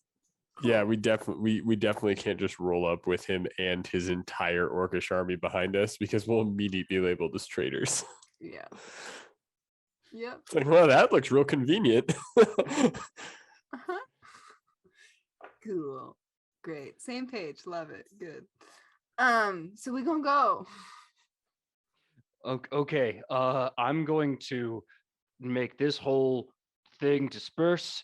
I'm gonna go find my people back at camp, and I will let them know that we are working for you and Adolphon Prime entirely. Koroko sucks. We're gonna kill him. It's gonna be great. I promise. Call him Koragros, and his mount is called Muffin Rex. Muffin. Hold on. Cora Gross. Koragros and Muffin Rex. Beautiful. He looks very confused. He goes, "What? Why would I call them the Lion of Shoes and Butter Hats? That makes no sense in my language." Can I roll to translate the Yes, what is the word? aphorism? What is the word for muffin in Orcish? Okay, so they would have a breakdown gem in it, so it would probably be something like if it's meant to be a sweet muffin, it'd probably be sweet bread fluff would probably be the best way they would describe it. Sweet bread fluff. Well, I mean, the bun-loving tribe must have a plethora true. of words for all of these things, but they're not the Muffin tribe. They are a different tribe. They're also hidden. Yeah. I Also mean, hidden. muffins and Hidden buns are knowledge. same family, same Family. genius. And you should really Same reach out species. to the bun loving tribe. I feel like they've got some great ideas. Bun-loving tribe. I don't think I've ever met them. I've only heard stories about them. We met them. Ooh, what were they like? Oh, buns galore. DJ, I'm gonna pitch this to you, and please say yes, because we've all met the bun-loving tribe. PJ, oh please, can we please all have lore bun-loving? Please. I At can least trained. At least trained. Please. Trained. I will shrink that into lore buns. Does that work? Lore buns? Lord Is that okay? butt. Lord butt. Lore buns. I'm writing it down. We have it. We have Everyone- it now. Everyone is lore buns. I need another lore space. I got lore forest and lore hooch. I got lore underworld, lore illegal, and lore warfare, and now lore bun. That way, you know about the bun boys, you know about the bun loving tribe, you know about the pastry itself. I mean, your knowledge is so eclectic for this pastry. I mean, I know how to weaponize a bun now. I think at this point. Weapon. All specialized weapons in his buns. I'm Yes! weaponizing buns. Clip it. Rufa Listen. keeps his weapons in his buns. The things I could say. I mean, prison rules. They don't call it a prison wallet for nothing. Okay. So that being said, I think we need to take a 5-minute break. Thank you everyone for tuning in. Thank you for the hype trains. Thank you for the love. Thank you for everything. I'm so glad you guys enjoyed what I didn't expect to be 30 minutes of orc therapy, and it was amazing. And we'll see you in 5 minutes at 9:34 p.m. Pacific Standard Time. See you then, everyone. See you in 5. Hey everyone, thank you so much for waiting. We had Kylie, she had to run away really quick. She'll come back. Don't worry. Thank you so much for tuning into the first half of episode 61. I hope you all liked it. And thank you to all my players for having such awesome hearts and minds and role playing creativity. I love all of you. That being said, we're going to skip ahead a bit. What I want you all to do for me is kind of play a little bit of the narrator. I want you to tell me, and I'm going to pick one of you guys, and you're going to tell me what the next step is in the story until I'm ready to pick up the mantle again, because I need to know. Let's start with Ian. Where is Zaka's waiting? Is Zaka waiting in the tower, or did Zaka go back to the forest? Did he go all the way like where is Zaka now? Where is he going? I'm telling you where Zaka is. Mm-hmm.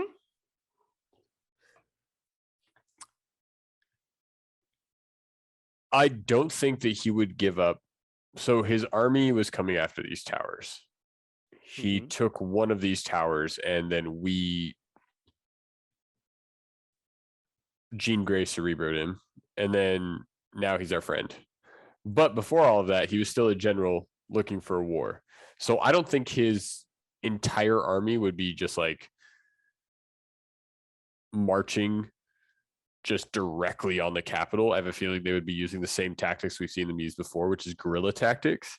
So I think that Zaka probably took a hike back out of the mainland into the forest to go find his troops, probably sending scouts out to talk to the other reserves so they could attack the city in multiple places at once, that kind of thing. Mm-hmm. I don't think it's too far because we don't see them, travel like a day and a half away just to talk to their troops. They're closer than we always think they are, but far enough away not to be seen, Okay. or far enough away to not be seen. So I think Oh. Zaka probably traveled back out there. Okay. Cool. All right. So Kylie, I want you to tell me, once Zaka will do all this as Ian described, what's his next move? Is he going to reach out to you? Is he going to reach out to Adolphon? Or is he just going to show up? What do you think Zaka's going to do?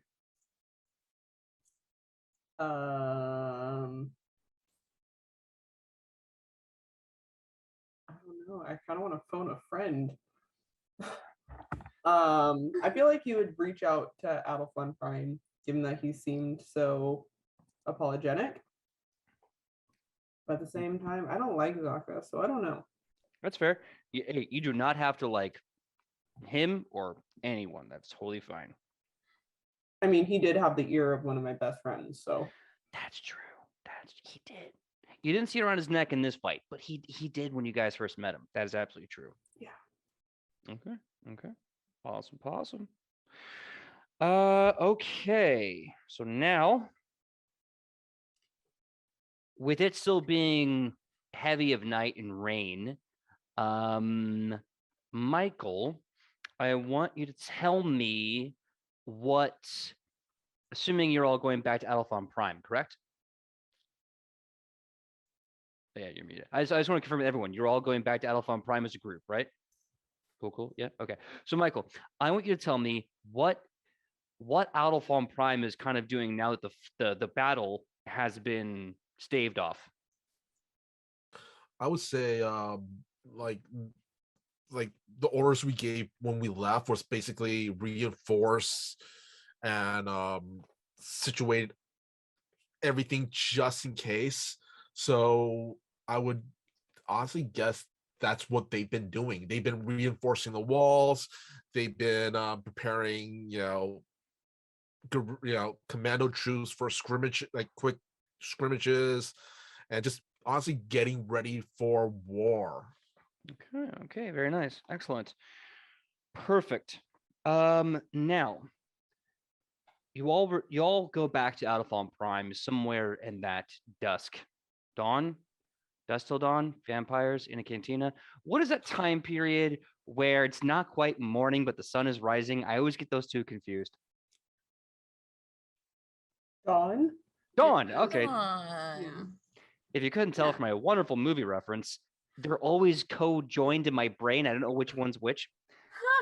Gotcha. Yeah. Cheech Marin. Anyway, so it's Dawn and Adolphon Prime. You see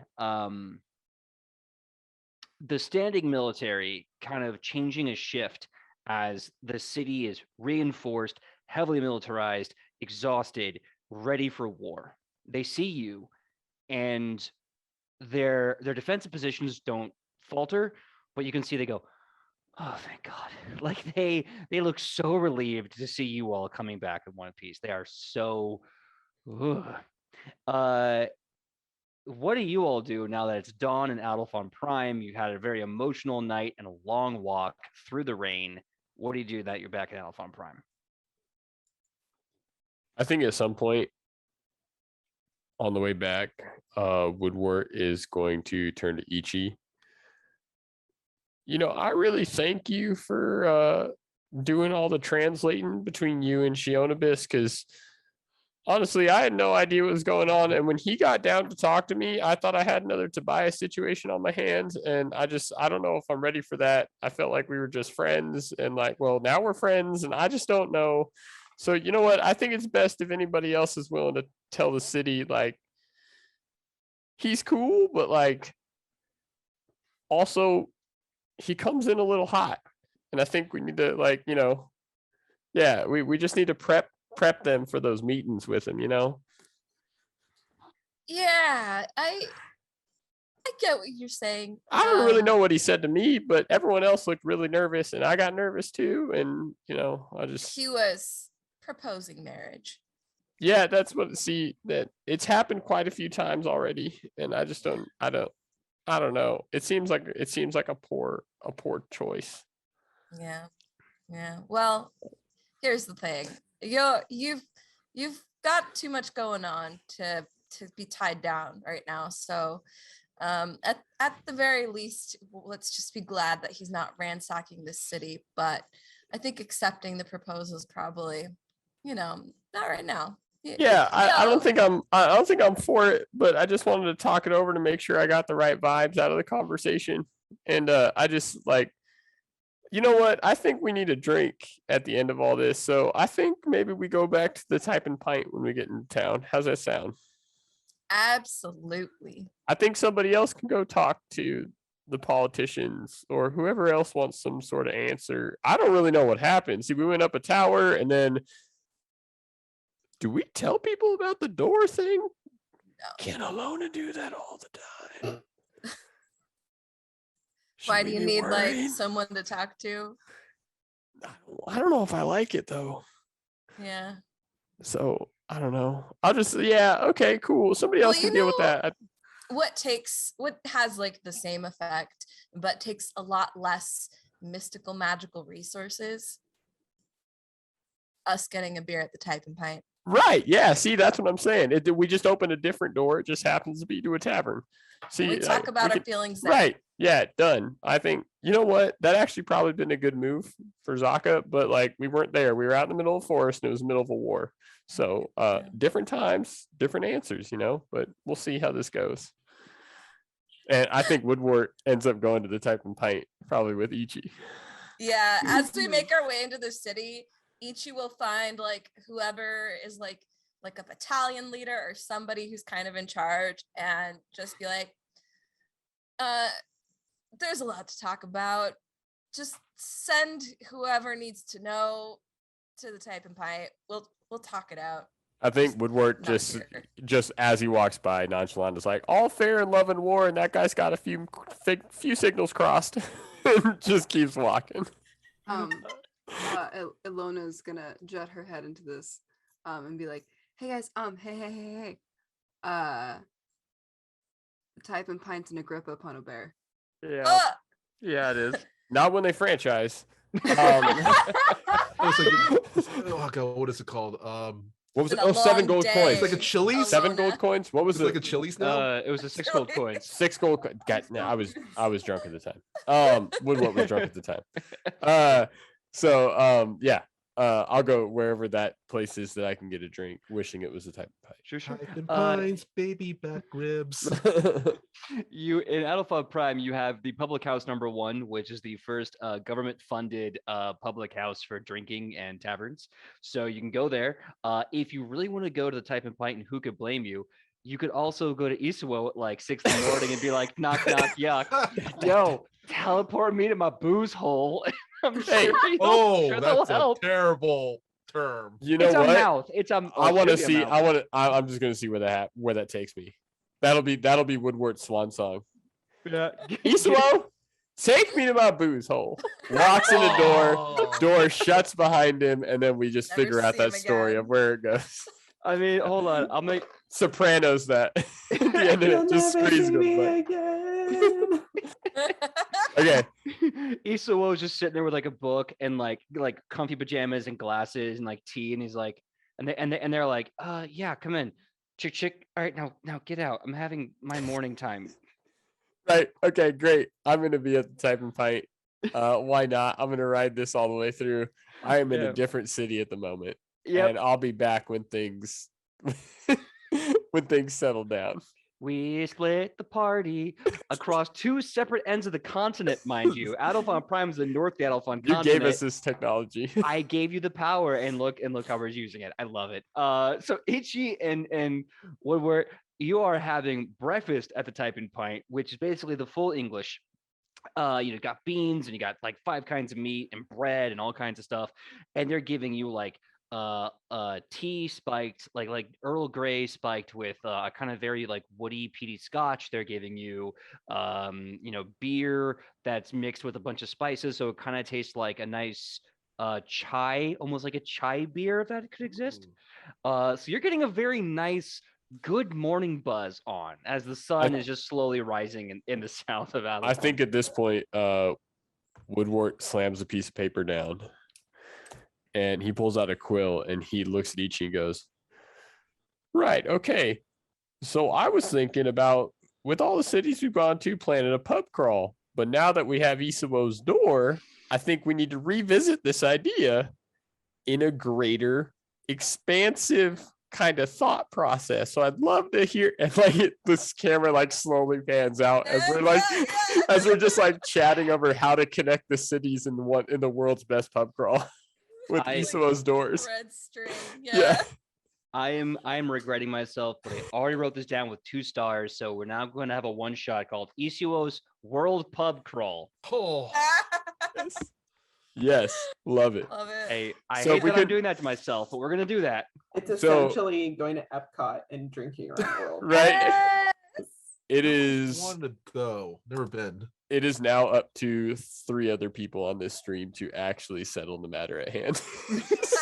Since we've left to drink in a different city. I love how like the barbarian and the druid, who has like a badger that could do like 4d6 damage and a rage that could just break houses, are like, you know what?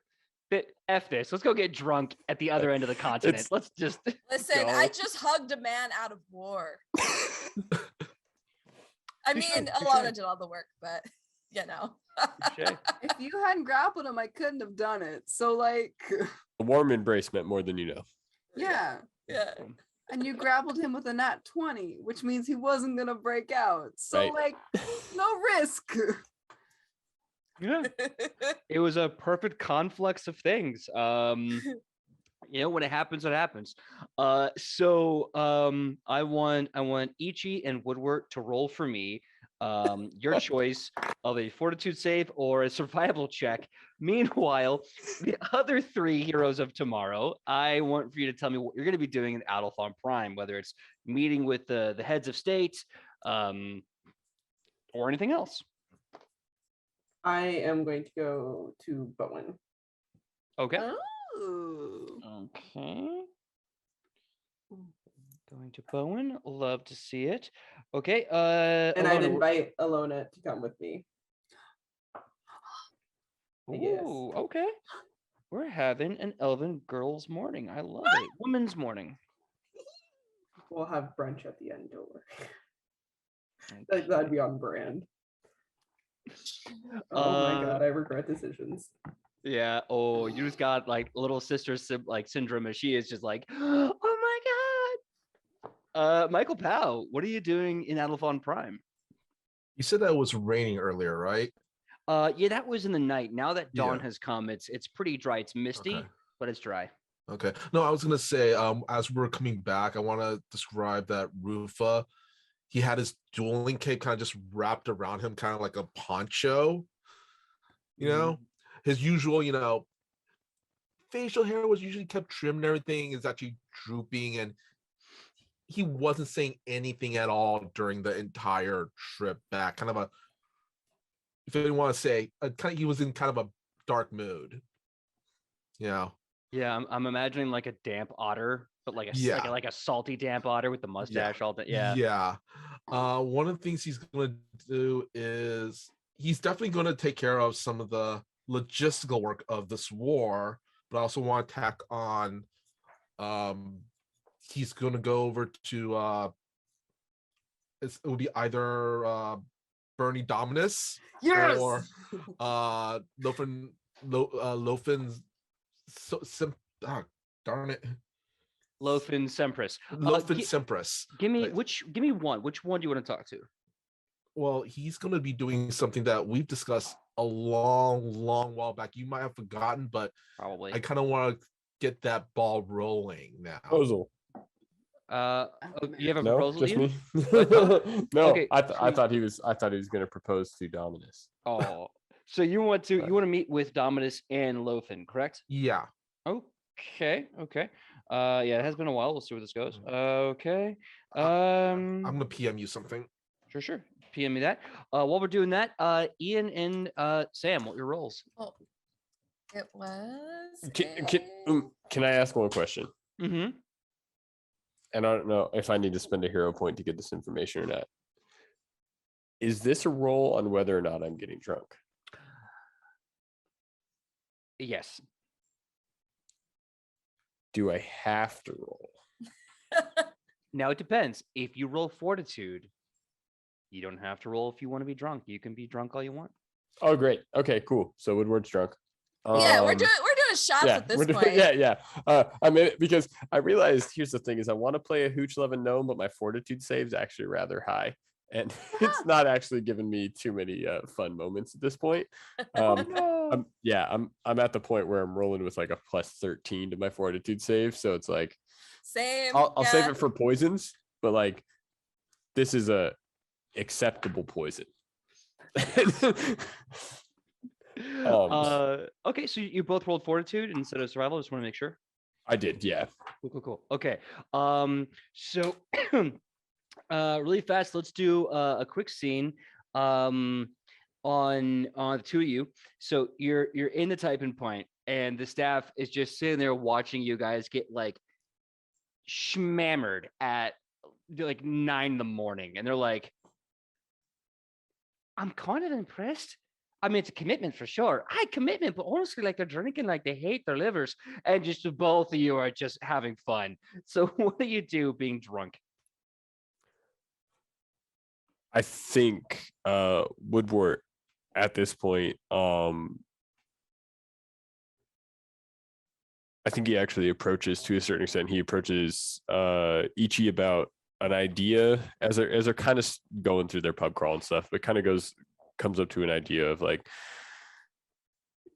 so, I was thinking about this pub crawl and all, and it feels like we're kind of going after the big bad at the end of all this. Like he's in charge of everything. It's like at the end of all this, what do we have? What do we have planned? What are we doing after this? Because I see we got our pub crawl, but that's only going to last 2 or 3 years, and then after that, what are we going to do? So like what, like should we be worrying? Did we make the right move? Should we be? And he's kind of like spiraling at this point because he's never had to grasp something this big, and he's also drunk. So it's the part of like, I've never had to grasp anything bigger than where I was just going to have my next beer.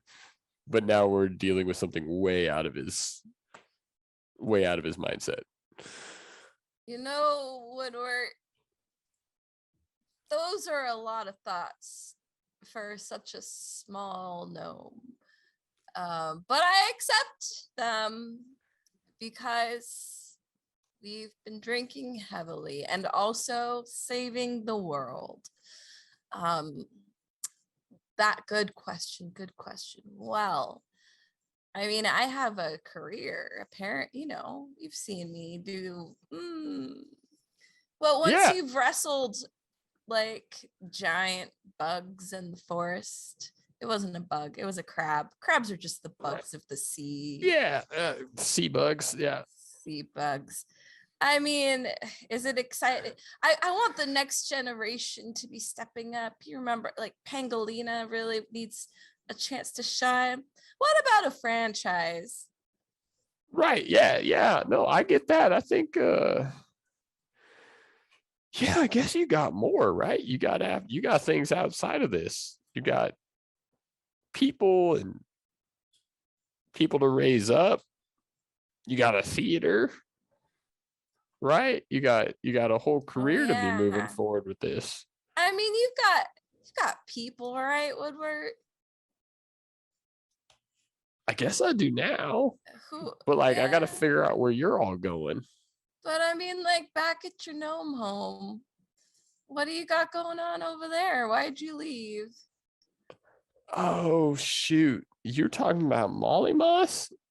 Yeah, I remember you were, well, I guess, is that what you think of as your gnome home? Because I remember you in a barrel for a lot of that journey.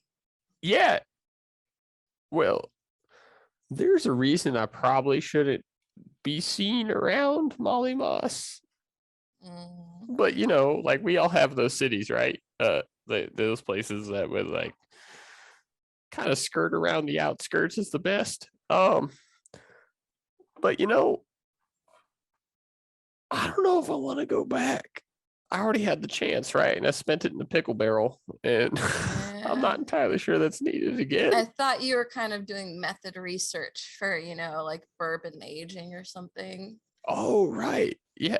You know, the pickled gnome ain't a bad bar name. Maybe that's what I do after this. The pickled gnome, Woodward. Right. I feel like maybe I franchise that. Franchise, I don't know if I've ever seen enough gold to franchise anything. I spent too much on this run amok board, and we really haven't had a time to sit down. So I'm hoping maybe through the rest of this, that's what I'll do. That's what I'll do. I'll teach you all run amok as soon as this whole thing's over, and they'll figure it out from there. Yeah, we'll figure it out. And, Right. we'll keep traveling. We'll keep finding. I mean, I know we were just traveling and had the opportunity to try pubs in another city, and we just came right back here. But like, we could do that in the future, right? Like, we could just see the world. Right. Yeah. There's no point. I mean, after you save it, we should probably go see it, right? Yeah, See like everything that we've kept intact. You're a smart guy. I think cheers. Yeah, right. And with the cheers and the promise of the Pickled Gnome Tavern and teaching everyone to play Run Amok, we're gonna put a quick that moment kind of as a freeze time, and we jump back to Adolphon Prime as three elves, well, two elves and a half elf, meet for a moment just before brunch is served. Now, Kylie, where do you want to be with Bowen exactly? It's awkward, but it's cordial. I want to go into this as a political standpoint, like a political meeting. Okay.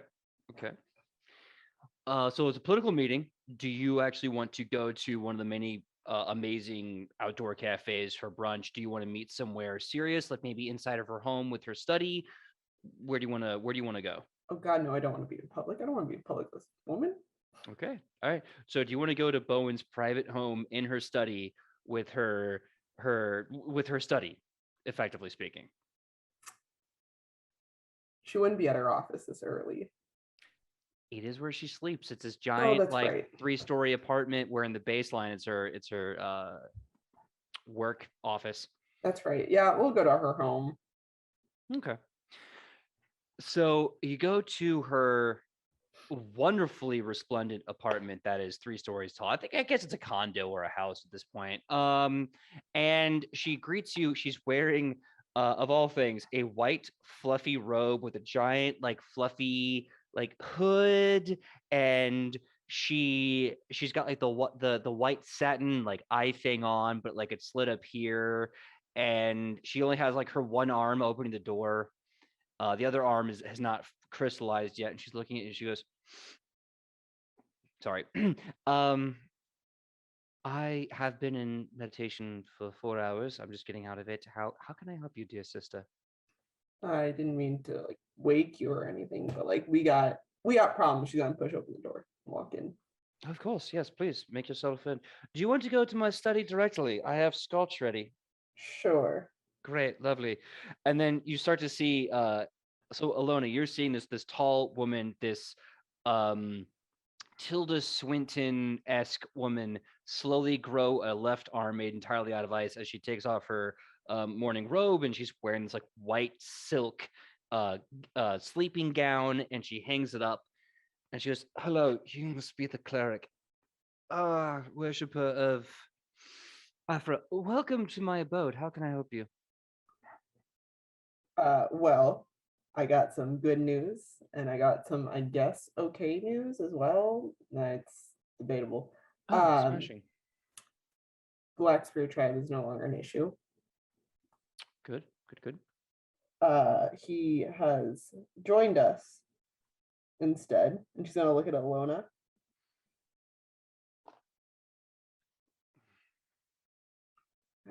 I know. Hold one moment, please. Hold on. She walks over to this like beautifully like wooden device, takes off the top, gets out a glass, 2 cubes of ice, scotch, breakfast of champions, downs it, puts it down. I'm sorry, he's what? Joined us instead. All right, so now we're gonna have a nice, fun conversation. I want to know, why has he joined us? Where is he now? And what in the bloody fuck is going on? Alona, would you like to explain? What? Alona doesn't know what the problem is at all. She's no idea. What happened was we went to the tower. He had an entire army. We went up to talk with him. He attacked us, but I was able to reason him out of it and give him some life-changing things to think about. And I really think he's turned his life around, it's great. He's, we all got a wounded child inside of us and his is healing, which is great. So like, I think he's really turning the corner. And he seems very eager to start his life over. Uh-huh.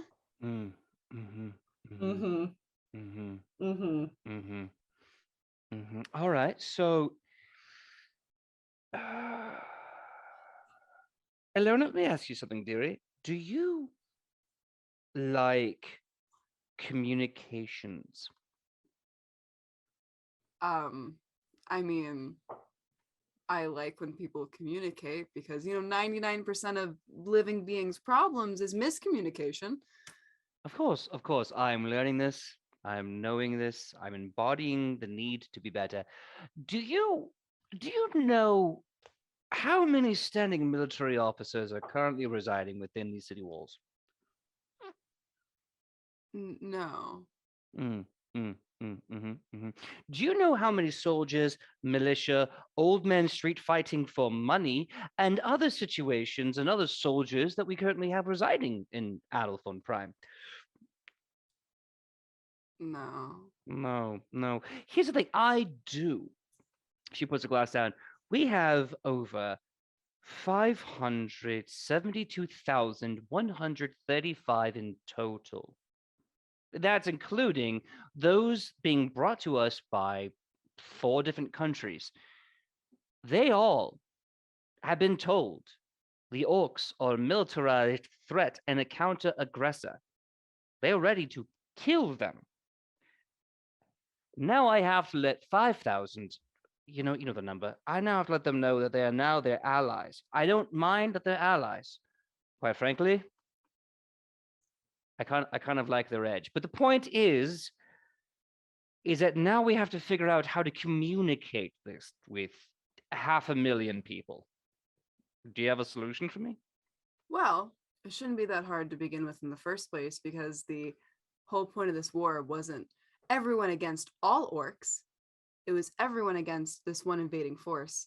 So those people who have the wherewithal to know that it wasn't every single orc that was attacking us, including the fact that we also had multiple other orc armies that we were also bringing over to our side and hopefully integrating with other troops, can understand that war is a complicated thing, and it wasn't every single orc tribe attacking everybody else. It was one overbearing,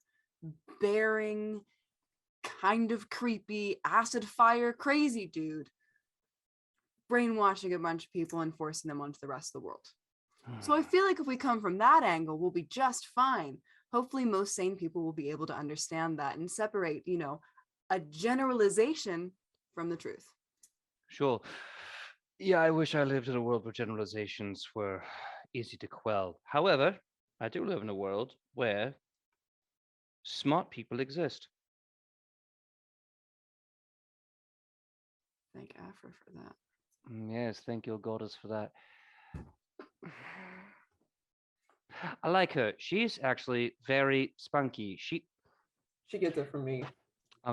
Yeah, I can see it. It's the same energy coming off of you that she kind of has. It's like it's intermingled. Yeah, she wasn't like this when we first met. Really? I think I'm rubbing off on her, which is a little concerning. Oh no, actually, I think you two are wonderful for each other. Have you considered actually pairing off and like learning and? No? No? Your choice. All right. Okay. So, all right. I have an idea. I just woke up, and scotch is a great dessert. It makes a terrible breakfast. How about we go get some breakfast? We discuss what the look. Sorry. The look on Ian's face, going, "Sir, how dare you? Scotch is." I had to. That's a ridiculous We were all statement, but thinking fine, cool. Add another reason why a woodwort does not like this woman. It's a very Also long valid. list. Also very valid. So she says, all right, with your spirit and your wisdom, gosh, and I suppose my connections, why don't we go and get breakfast and some champagne placed into orange juice? The Adolfon Premians love it. I think we should have some of that. And discuss, is there anything else you need from me before we leave my office? Because quite frankly, I would kill for breakfast. What's the situation with Lofen? Lofen, as we speak, is currently pissing his pants nightly. And from what I can tell, whoever owns him in his pocket is probably going to be speaking with him soon about something or other. Have you told him what I know, at least? Because he looks at me like he's seen the devil himself. Yeah, but I kind of like that. Oh, absolutely. I kind of gives you power, Yeah. Plus, like, he does for such a small man, he sweats so much. Oh, I know. It's tremendous. He's like a slug. Everywhere he goes, there's a trail behind him. It's how. He does seem as low as a slug, so it makes sense. Yes. Poor man's probably gonna die of a heart attack or stroke before this war is over. But that means we won't have to excommunicate him from civilization. What are you gonna do? Shall we? Yes. Before I go, I'm judging by your delightful ears and great eyes that you are a half elf. Yes. Yes. Have you ever seen the tree? Oh, when? Oh, she clearly she has to see it. Unlike us, she gets the reprieve. She gets to have a beginning and an end. We just kind of flutter on aimlessly. My daughter, have you seen the tree ever? Only in books. Do you mind, sister, if I show her the root that I possess? I'm sorry, what? One moment. She walks over into the study that she has. You see this massive crystal bubble with almost like a trophy case around it. She hits a secret latch, opens it up, and you see she pulls out this mat. It almost looks like like a walking staff, like a two-handed massive stick, and it's just got these branch points coming off. And she places it down, and she says, "This is the root that I was able to salvage from the Tree of the North shortly after it was destroyed. This is one of the very few artifacts of the trees before the great pruning. And this one's mine, from my home. You should know as a half elf, this is your heritage, if you will." Oh, I'm very aware. Yes, I am quite aware. How so who knows that you have this? Mm, Doesn't matter. They're welcome to knock on my door and complain. I'll kick them right out. Can I touch it? Of course. Of course. Please touch it. It's your history. Ilona's gonna look at Shiona, she's like, "Come here, we're gonna touch it. We're gonna touch the thing. We're gonna touch the thing." And she's looking at this like it's like a 10 billion-year-old dinosaur tooth, basically, is what this thing is. And she's just so excited. She's gonna gingerly. She thinks about maybe using the door on it. She gingerly touches it. You gingerly touch it. You have felt trees the majority of your life. This does not feel like wood. Your character can't quite grasp the texture. It feels slick and almost chitinous like bug skin, but it feels alive and pumping like an artery in a heart would. And you see all the branches coming off like a real branch would, but each one of them ends in kind of like an open tube. And as you're holding on to this branch that looks like a tree branch, you start to feel it, and it is like nothing you've ever felt in your life. It feels heavy. It feels solid. It feels like this thing could be used as a hammer and just crush through steel plate. But the texture is almost plastic. You say it feels like it could be a hammer, but what about a bow? Is that in character or out of character? In character? In character. In character. I mean, it doesn't have the arch necessary. You have to find a very powerful string to actually cause this thing to bend. I'd say maybe even like if you could somehow make string out of steel, you could probably do it. But then you have to find someone who's strong enough to bend steel enough to get the twine to snap. If you could, yeah, I suppose you could make a bow out of this, of course. Ilona puts it back down. And she said, "Shonibus, have you touched the tree? Touch the tree? It's a cool tree." I'd Yeah. rather not have flashbacks of who I once was. Think so. Yeah. I get it. The last time I saw a tree was in my home, so I'd rather leave that. But it's cool, right? There's a lot of meaning. Yeah, it is really cool. It is really, really, really, really cool. Thank you for showing that to me. And what's your name again, ma'am? My name is Bowen Rionag. People call me the White Queen, the Lion of the North. No, the White Lion. I honestly, when you're 5,000 years old, you kind of forget all the names people give you. Just call me Bowen, darling. I'm in the presence of a queen and a princess. Oh my god. What? Are you kidding? Oh Sister, my are you God. a princess? Are you a princess? Oh, and you never, you bitch, lying to me the whole time. I figured you were smart enough to kind of figure it out upon our first meeting. Don't play that card with me. Do not. Madam, this is a lie. It's to his sister. Come on, really? Allow me to properly introduce myself then. But this does not leave this room, because I will find you. I will kill you. You, me, and your little friend here. He already knows clearly. I am Shionibis Nezari, princess and a future queen of Nubia. Bowen takes her white silk kind of shimmy bed dress, takes it at the corners, and does the most graceful bow you've ever seen.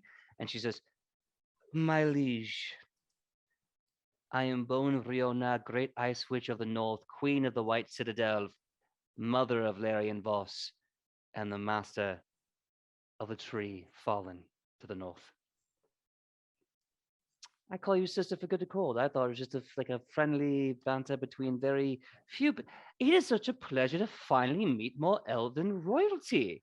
You tell Larian about this. I will finish that tree off. Oh no, the boy will just swear and spit and drink and honestly not appreciate you as much as you should. But it's his way, I suppose.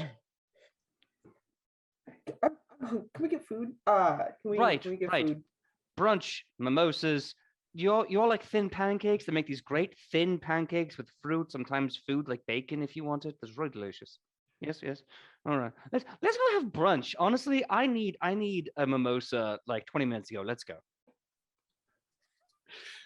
So you all go to have elven brunch.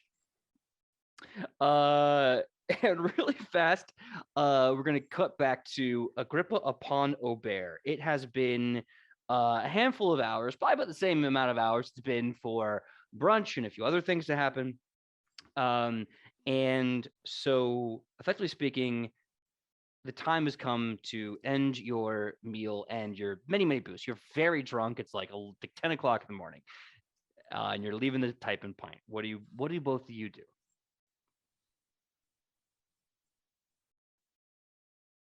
Well, we had a good run. Yeah. Right. We Time to gotta leave. go back at some point. I feel like it would. Yeah, it would be bad form, right? To just kind of stay here.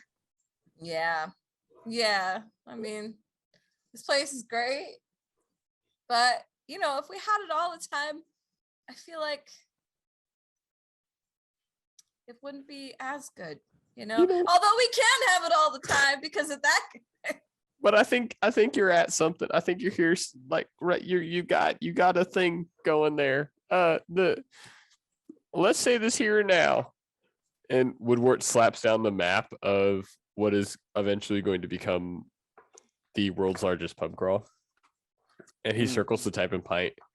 And right above it, in very sloppy common, holding the pencil with a fist, just says "last stop" right over the top of it. You know what? We'll start somewhere different and end on familiar grounds, and that's the best we can all hope for. Beautiful. So do you want to head back and see how bad Rufa makes that loafing guy sweat? Because right now, I mean, I could be doing some entertainment, right? Yeah, exactly. Yeah, okay. Yeah, we got to go find. Now, does just the door move or the whole house? We got to go find Eastwell's place. Woodward's going to settle the tab with his remaining gold. All right. I have it written down here somewhere. Yeah. So I have 30 gold left. All right. I don't know what that's going to mean, and Woodward doesn't know either. So he's just going to put that bag of money on the bar and just like stumble out his way of place.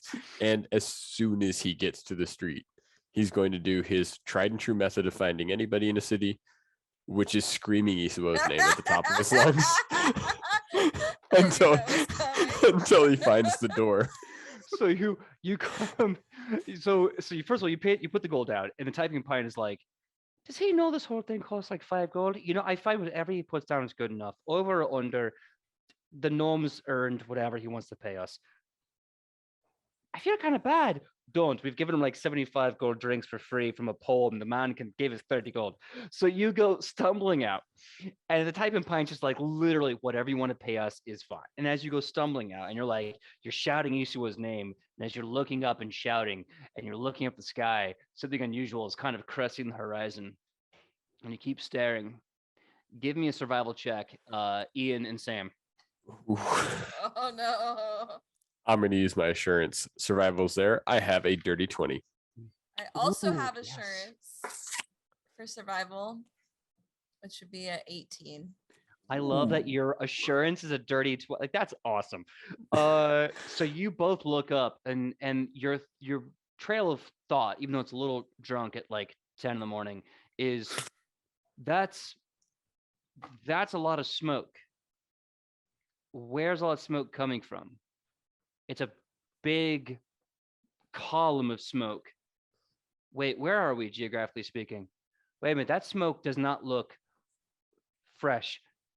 And that's when you realize, from a grip upon a bear, way off the southwest coast of Adolphon Prime, right where Bryax would stand, a column of fire is burning the city as a castle in the sky made out of the corpse of a dragon hangs above Bryax. On the coast, as you have been conquering Zaka and recruiting his tribe, Korokos has invaded Bryax, and Dunstan, you can only imagine, has fallen in his wake. We gotta go. As quick as we can, we're needed again. I think there's a hurry to Woodward's step because he knows what's at stake. But why that hurry could be further pushed by excitement, there is none of that in this step. It is a needed hurry rather than a wanted hurry. With the simplicity of opening and closing a door, you are back in Adolphon Prime. Korokos has thrown you into a war on two fronts, and where you have won the fight against Zaka and won the war against the orcs, he has continued his campaign from the south. The dwarves of Bryax are putting up a very powerful fight. And that is where we are going to end a little early for tonight, because we have to say goodbye to one of our players a little early. We're going to be saying end there. Don't worry, there will be an after credit scene, but we are going to say goodnight here. Please, everyone, starting, of course, with Mr. Ian, since you were the one to carry us to the end, please let us know who you are and where they can find you on that sweet, sweet internet. Hey, also sorry to cut it short a little bit tonight, but my name is Ian on the internet. I am at Bearded Scald. You can find me on our Discord and our Twitter. Outside of that, you can also find me as one of the co-owners of Witch and Heathen, a small pagan candle company that is run by me and my fiance. And we're going to be running updates soon. So come check us out. We're going to be hopefully opening our December sales a little bit early, so you can get those presents in time for anybody else that you want to see for Christmas, or anybody you can't see, and you can send those out to them. So come check us out, witchandheathen.com, and I will post more about what we're going to be putting out in the new year on our Discord later. Thanks so much, guys. Awesome. And thank you again so much, Ian. Always a pleasure to see you, brother. You have a good night, and we'll see you next time. Be well. Be well. All right, next up, saying goodbye. Let's go with Sam, our lovely Lucha. You know what? I can make jokes and they're not good. So please tell us who you are and where we can find you on that great, great internet. Want to know those jokes? No, it's just Lucha Mucha. It's a dumb joke. It's not Lucha, great. Lucha! I love that cartoon though. I love that cartoon. Oh my gosh, flashback. Well, yes, hello. It is I, Sam Sterling, and you can find me all over the internet at Hey Sam Sterling. Sometimes I make TikToks, not all the time, but when I do, they're there. Other than that, I hope this was a pretty great show. Thanks everyone. I don't know if I have anything coming up. Just this show again next week. Yay! Awesome. Next up, Kylie. Kylie, please tell us who you are and where we can find you on that sweet internet. Hello, I'm Kylie, or I go by Kylie. It really doesn't matter at this point. You can find me at Kylie's Wonderful Life pretty much all over the internet, as well as Discord, I think. I don't really know anymore. When I'm not here, I am over at Chromatic Dice here on Twitch at 5:30 Pacific Standard Time, where I play with a lot of other fun TikTokers like Odin's Son, Alec the Bard, Taylor and Tracy, and a whole bunch of other friends. We are also doing our dice giveaways every single episode. So make sure you hang out and chat and whatnot while we give away free dice from Critical Dice, who's also on TikTok, who makes beautiful dice and also really cool shirts. I really want one.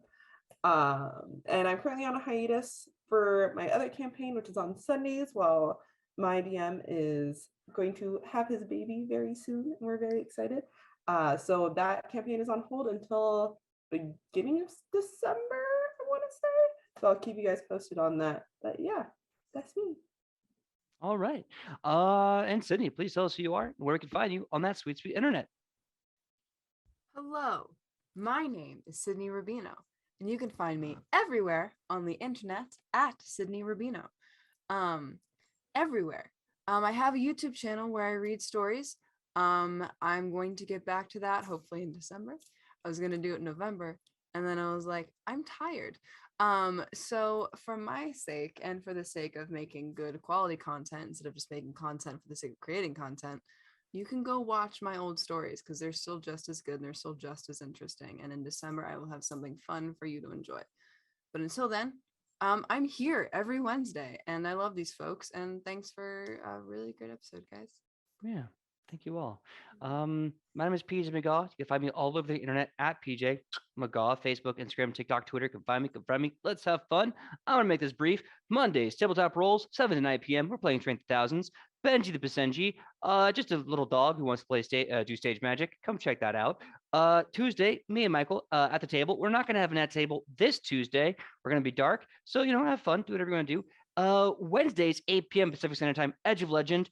We'll let you know about that because next week is Turkey Day, and while history sucks, at least it's a good excuse to just get full of food. So happy Turkey Day, and we'll let you know if we're actually doing a show next week out of respect for family and holidays and timing and traveling, all that kind of stuff. Hopefully, we'll let you know ASAP pronto. Yeah. Until then, we'll see you same Nat time, same Nat channel. And this is where we are going to bid our great friend and brother Ian have a good night, sleep well, and we'll see you again, Ian, next time. I'll rewatch this episode for that after credit scene. Yeah, because there's gonna be an after credit scene once you log off. No. Yeah. Good night, everybody. Good night, Ian. I love that, man. All right, so while we're waiting for everything to change all up, we are going to do a quick after credit scene. Does anyone else have any other business before we get the after credit scene? Really quick. Just want to know, am I doing my outro now or? Oh no, we're gonna save it for after the credit scene. Okay. You get to have your after credit scene and then go right into your exit show, my dude. Okay. I see that. Also, you know what? If you don't want to celebrate Turkey Day, Friendsgiving. That's right. Be thankful we have friends. Kylie, look, you want to say something earlier? I want to make sure I don't step on your toes. Yes. Just this will probably just between you and I, PJ, but after brunch, I want to go somewhere. Ooh, where do you want to go after brunch? I don't want to say out loud. Do you want to send me a private message? I'll send you a message. Okay, send me a private message right now so I can do that. Ilona, you're having a great time at brunch. Even though Bowen is emotionally cold and distant, you do kind of get to see the warmth of her. You are kind of feeling there's a nice kind of elven, I hate to say sorority because that has such the wrong connotation, but a sisterhood, if you will. You're getting drunk on mimosas or what? Roll for mimosa drunk. Are there traveling pants involved? Maybe. I don't know. There might be a traveling stick. Everyone gets a chance to be with the Tree of Life. No, Alona is respectfully just eating crepes at this moment. All right. Because she doesn't want to get drunk in front of 2 members of royalty. She wants to have a good head on her shoulders, and she knows that she can't handle alcohol. Okay. Hee hee. All right. Okay, cool. So we're gonna jump to the after credit scene. I want to make sure I get that secret message from Kylie. Did you send it to me on Facebook? I certainly can. I was just going to. I'll just do it on Facebook. Any way you want to. Any way you want to is fine. I just want to make sure I got it, so I can prep before we go live, or before we go with that. Sorry.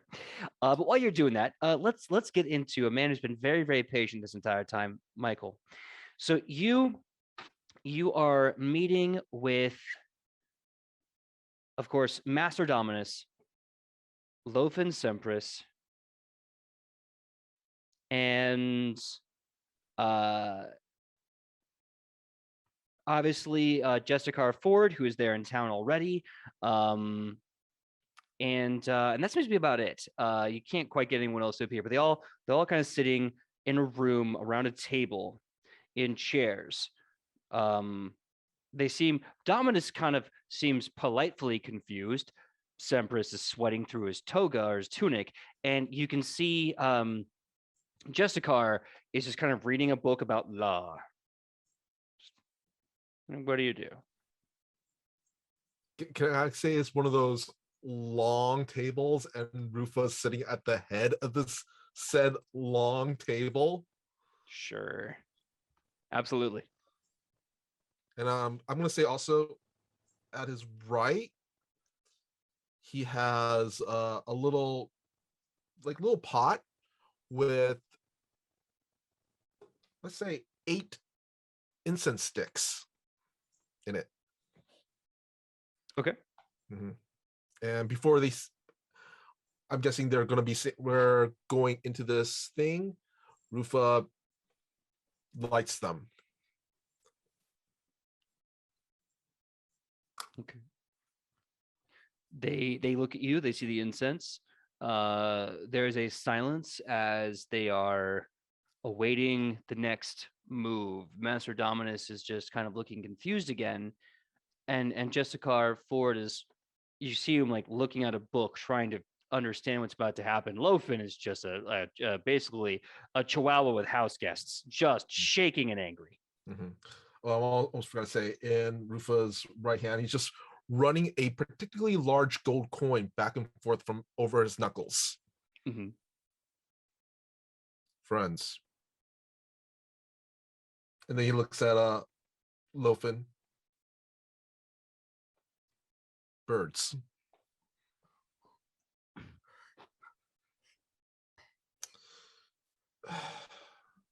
Perhaps wondering why you're here. Why I have summoned you.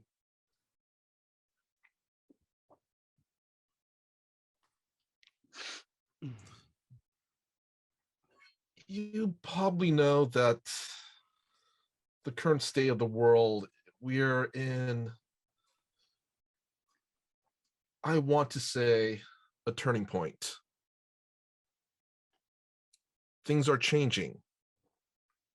Some for the good. Others for the worse.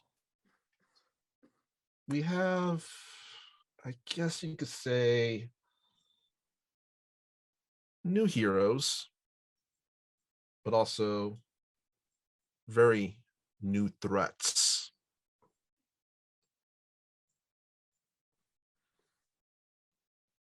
I want to deal with these threats.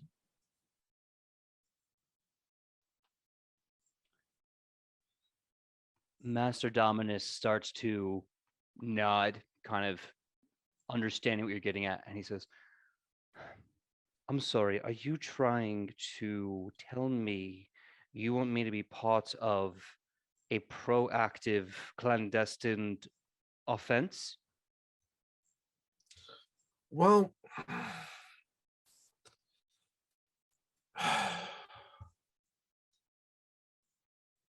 in a nutshell, yes.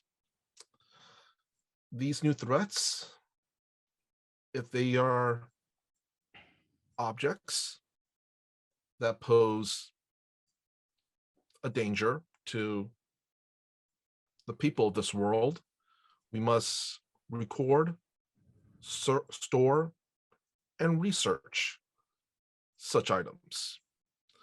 We do not want these items falling in the wrong hands because that would be quite irresponsible of us. And then also, if the threats are people, and sometimes I use that term very lightly, we must deal with them. Keep going. No. We must deal with them before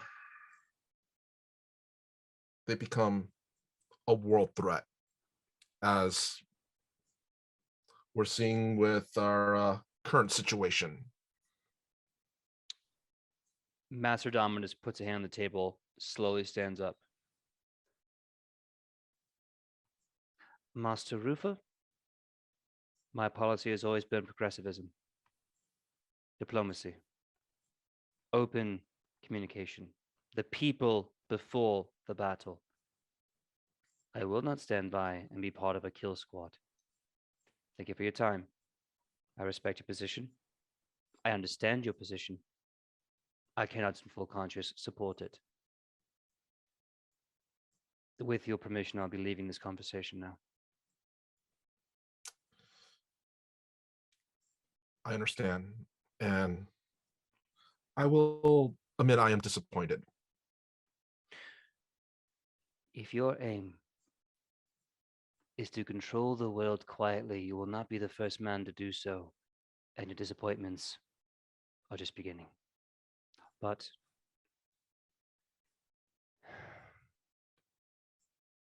if I am to aid the world in peace, then what I will do is open up a diplomatic line of communication. If you need someone to create a peaceful dialogue, I will do that and no further.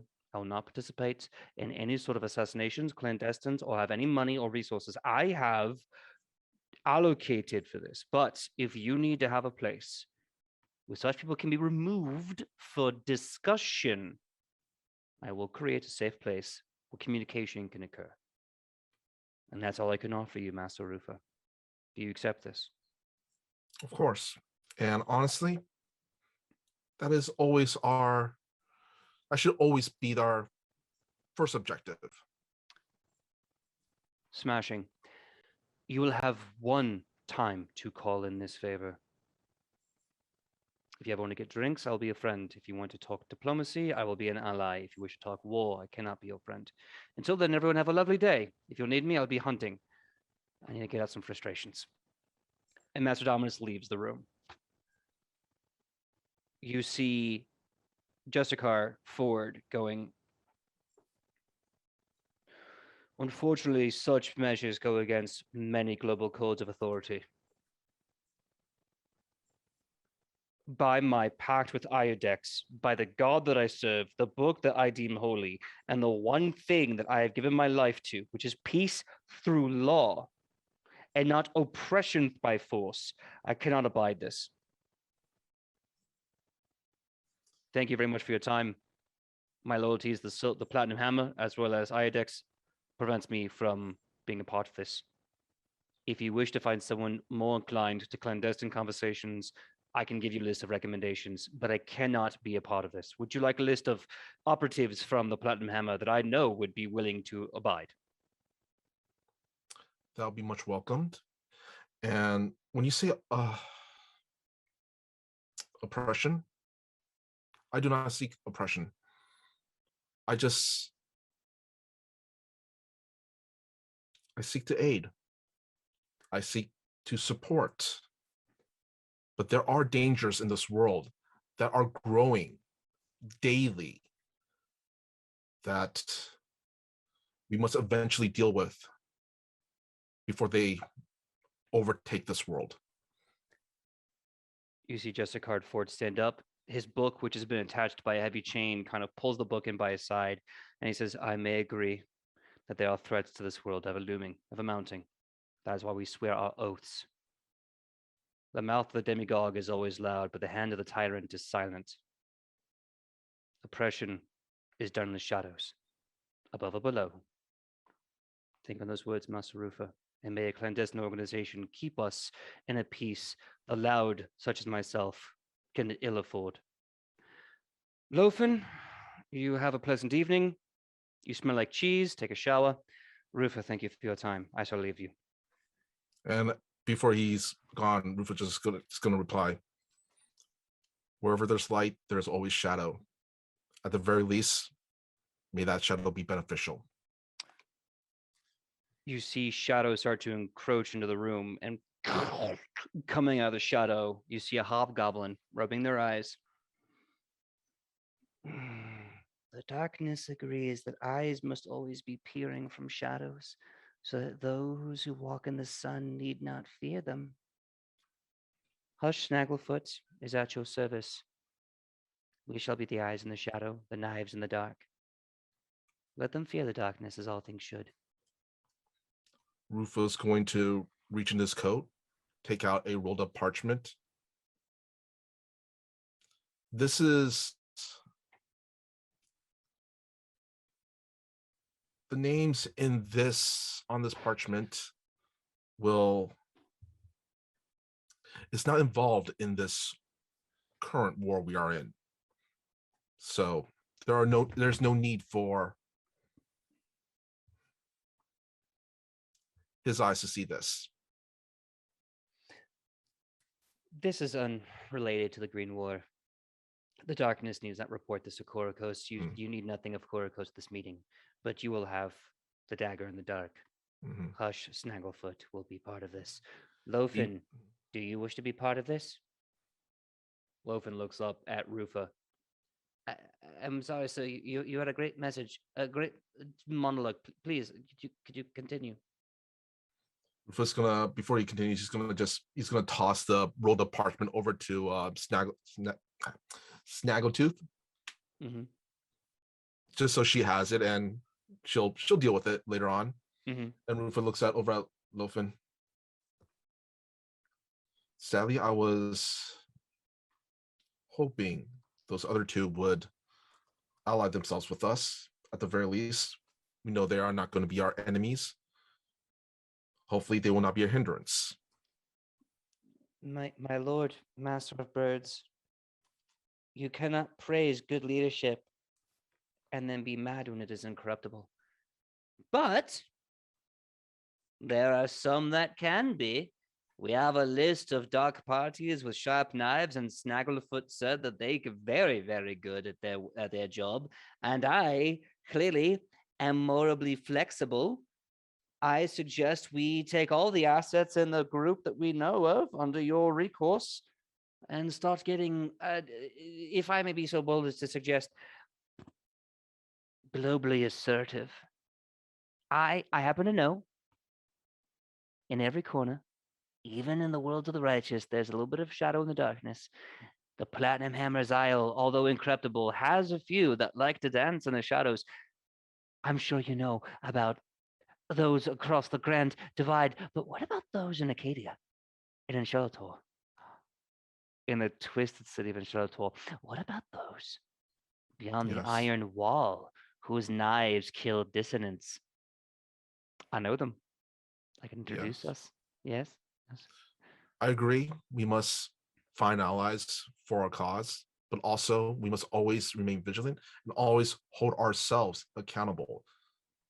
Lofen, I know you may not understand that very well. So not only you will not hold yourself accountable, this is going to be worse. I will hold you accountable. Master of birds, if I may be honest, I've been a wreck since I've met you. The worst thing you can do to me is kill me. Oh, there are much worse things than death. And honestly, I hold myself accountable to that threat first and foremost. Well, then, let us to our important work. If you excuse me, I need a drink.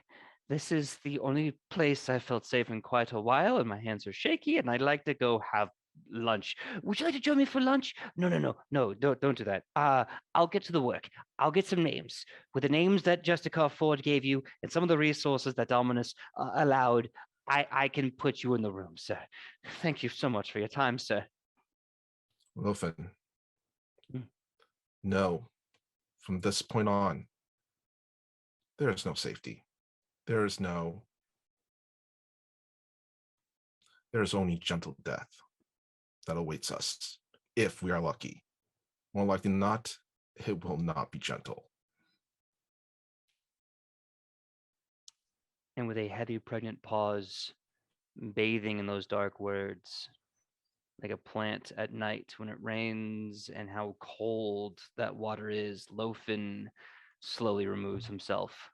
Snagglefoot, with the letter that you gave there, looks at Lofen contemptuously, bows respectfully, and then jumps through the floor like someone diving into a pool and vanishes in the ocean of darkness that she comes from.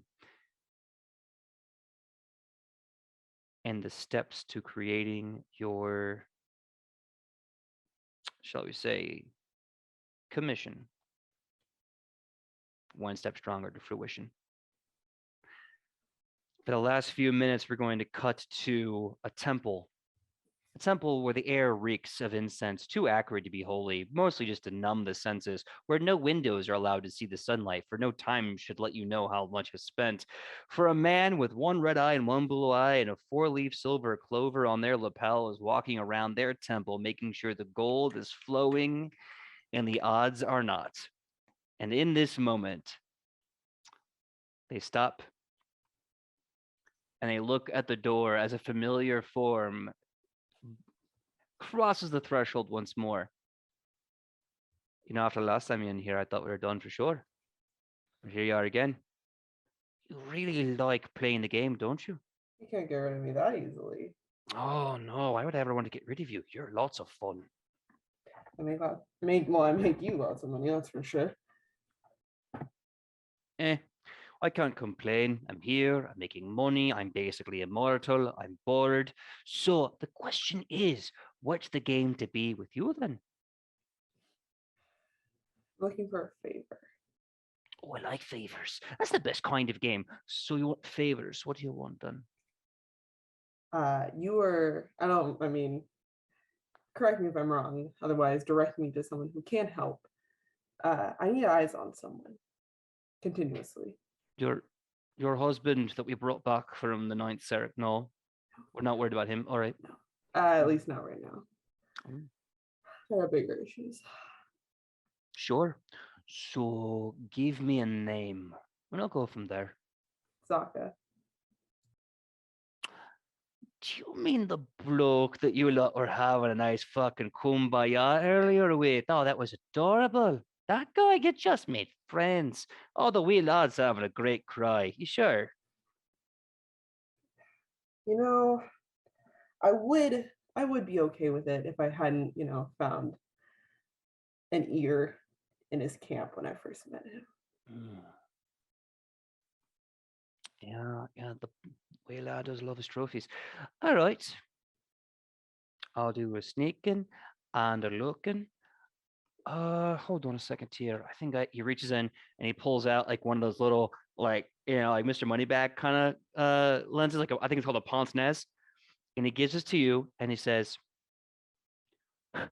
"This one is specially trained for your boy. Let's put it on. You'll see exactly where he is, where he's going, what he's doing, what he's thinking.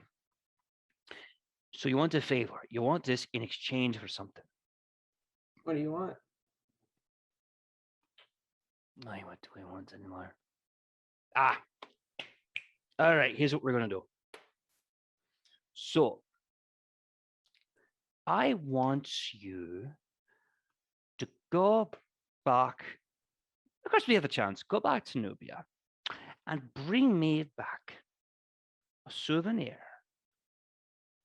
from the Jackal Man himself. I've always wanted something from that area. I've never really been there, so I figured, why not send the messenger? If I go back. If you go back, I think we both know you're going. Oh, you're chomping at the bit, aren't you? No place like home. Exactly. Here's the thing. I'll give this to you in good faith right now. In good faith. In good faith. And then you have, let's just say 6 months to get me what I asked for. Of course, once this whole bloody business is done with the whole war thing. And if you don't give it to me, I'll take both your eyes. Right from your noggin. You'll be like a pumpkin. That's a harsh bargain you got.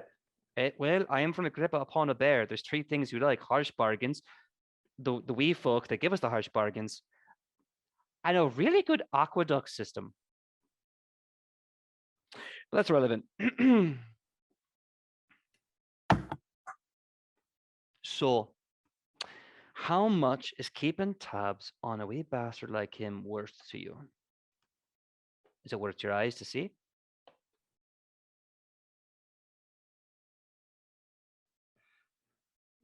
You wouldn't want like a diplomat or something, like something a little easier than the god himself.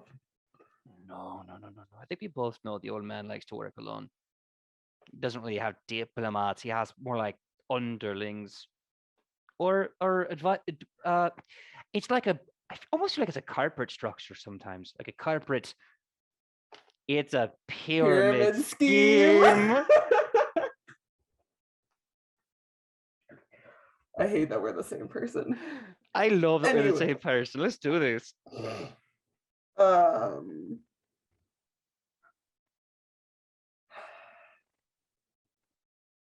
Give me 8 months and we'll call it fair. 8 months. All right. In 8 months, I'll want just some souvenir from Anubis's personal chamber. And for that kindness, I'll give you the eyes on Zaka all the time. And who knows? You probably don't even need it after a while. But the deal is still set with a handshake. You agree? She's gonna shake his hand. Great. The minute you take his hands, you feel your eyes start to squirm like worms in the fresh earth. And then when you let go of the handshake, everything's fine. Everything's fine. He goes, always a pleasure doing business with you. Have a great afternoon. Unless do you want to sit around and gamble? You might be able to make a few quick quid. No, I think I gambled my life away too much already. Oh, that's what I love about you. Have a pleasant evening, Shonibus. You too, Chance. You too. Bye. And with that is where we're going to end episode 61. We've already said our goodbyes. You know where to find us on the internet. Thank you so much for being patient, and thank you so much for Michael for being patient for that amazing after credits scene. Your commission is coming along greatly. And with that being said, we will see you here, same net time, same net channel. Don't about next week. We'll hopefully let you know by Monday. And until then, Did you miss Rufus goodbye? I mean, oh, you're Michael's right. Goodbye? You are right. I'm an asshole. I did. I am a butt munch. Michael, please tell us who you are and where they can find you on that sweet, sweet internet. Well, looks like Rufa's gonna get into some shady shit. I'm using my one for this game. That's right. I got But- 2. We're all breaking that horrible rule. I'm so sorry. But anyway, yeah, I'm Michael. You can find me all over the internet on my social media, which is at Mr. Kapow. That's MrKapao, or my Facebook page, which is facebook.com/Michael Powell does stuff, because I do a lot of stuff, like my YouTube channels. I got 2 of them now.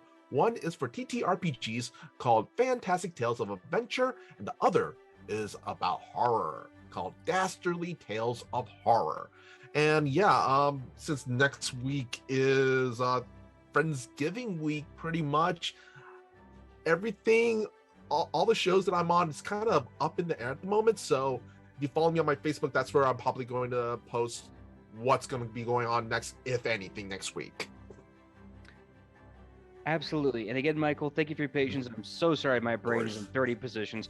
But don't worry, the commission has a list of severely stealthy paladins to join them, and they have some limited resources for Master Dominus one time. With that being said, thank you so much. Thank you so much to everyone that played. Thank you so much to Ian for being here, Joe for running it, every one of you awesome legends in the chat, the heroes for being here. I love you all. And that being said, we are going to raid Matty Morgs. Michael, tell us who Matty Morgs is. Yeah, he actually owns a game store. I forgot what state right now, but I believe he's doing his November giveaway stuff right now. So, and also painting some really cool minis.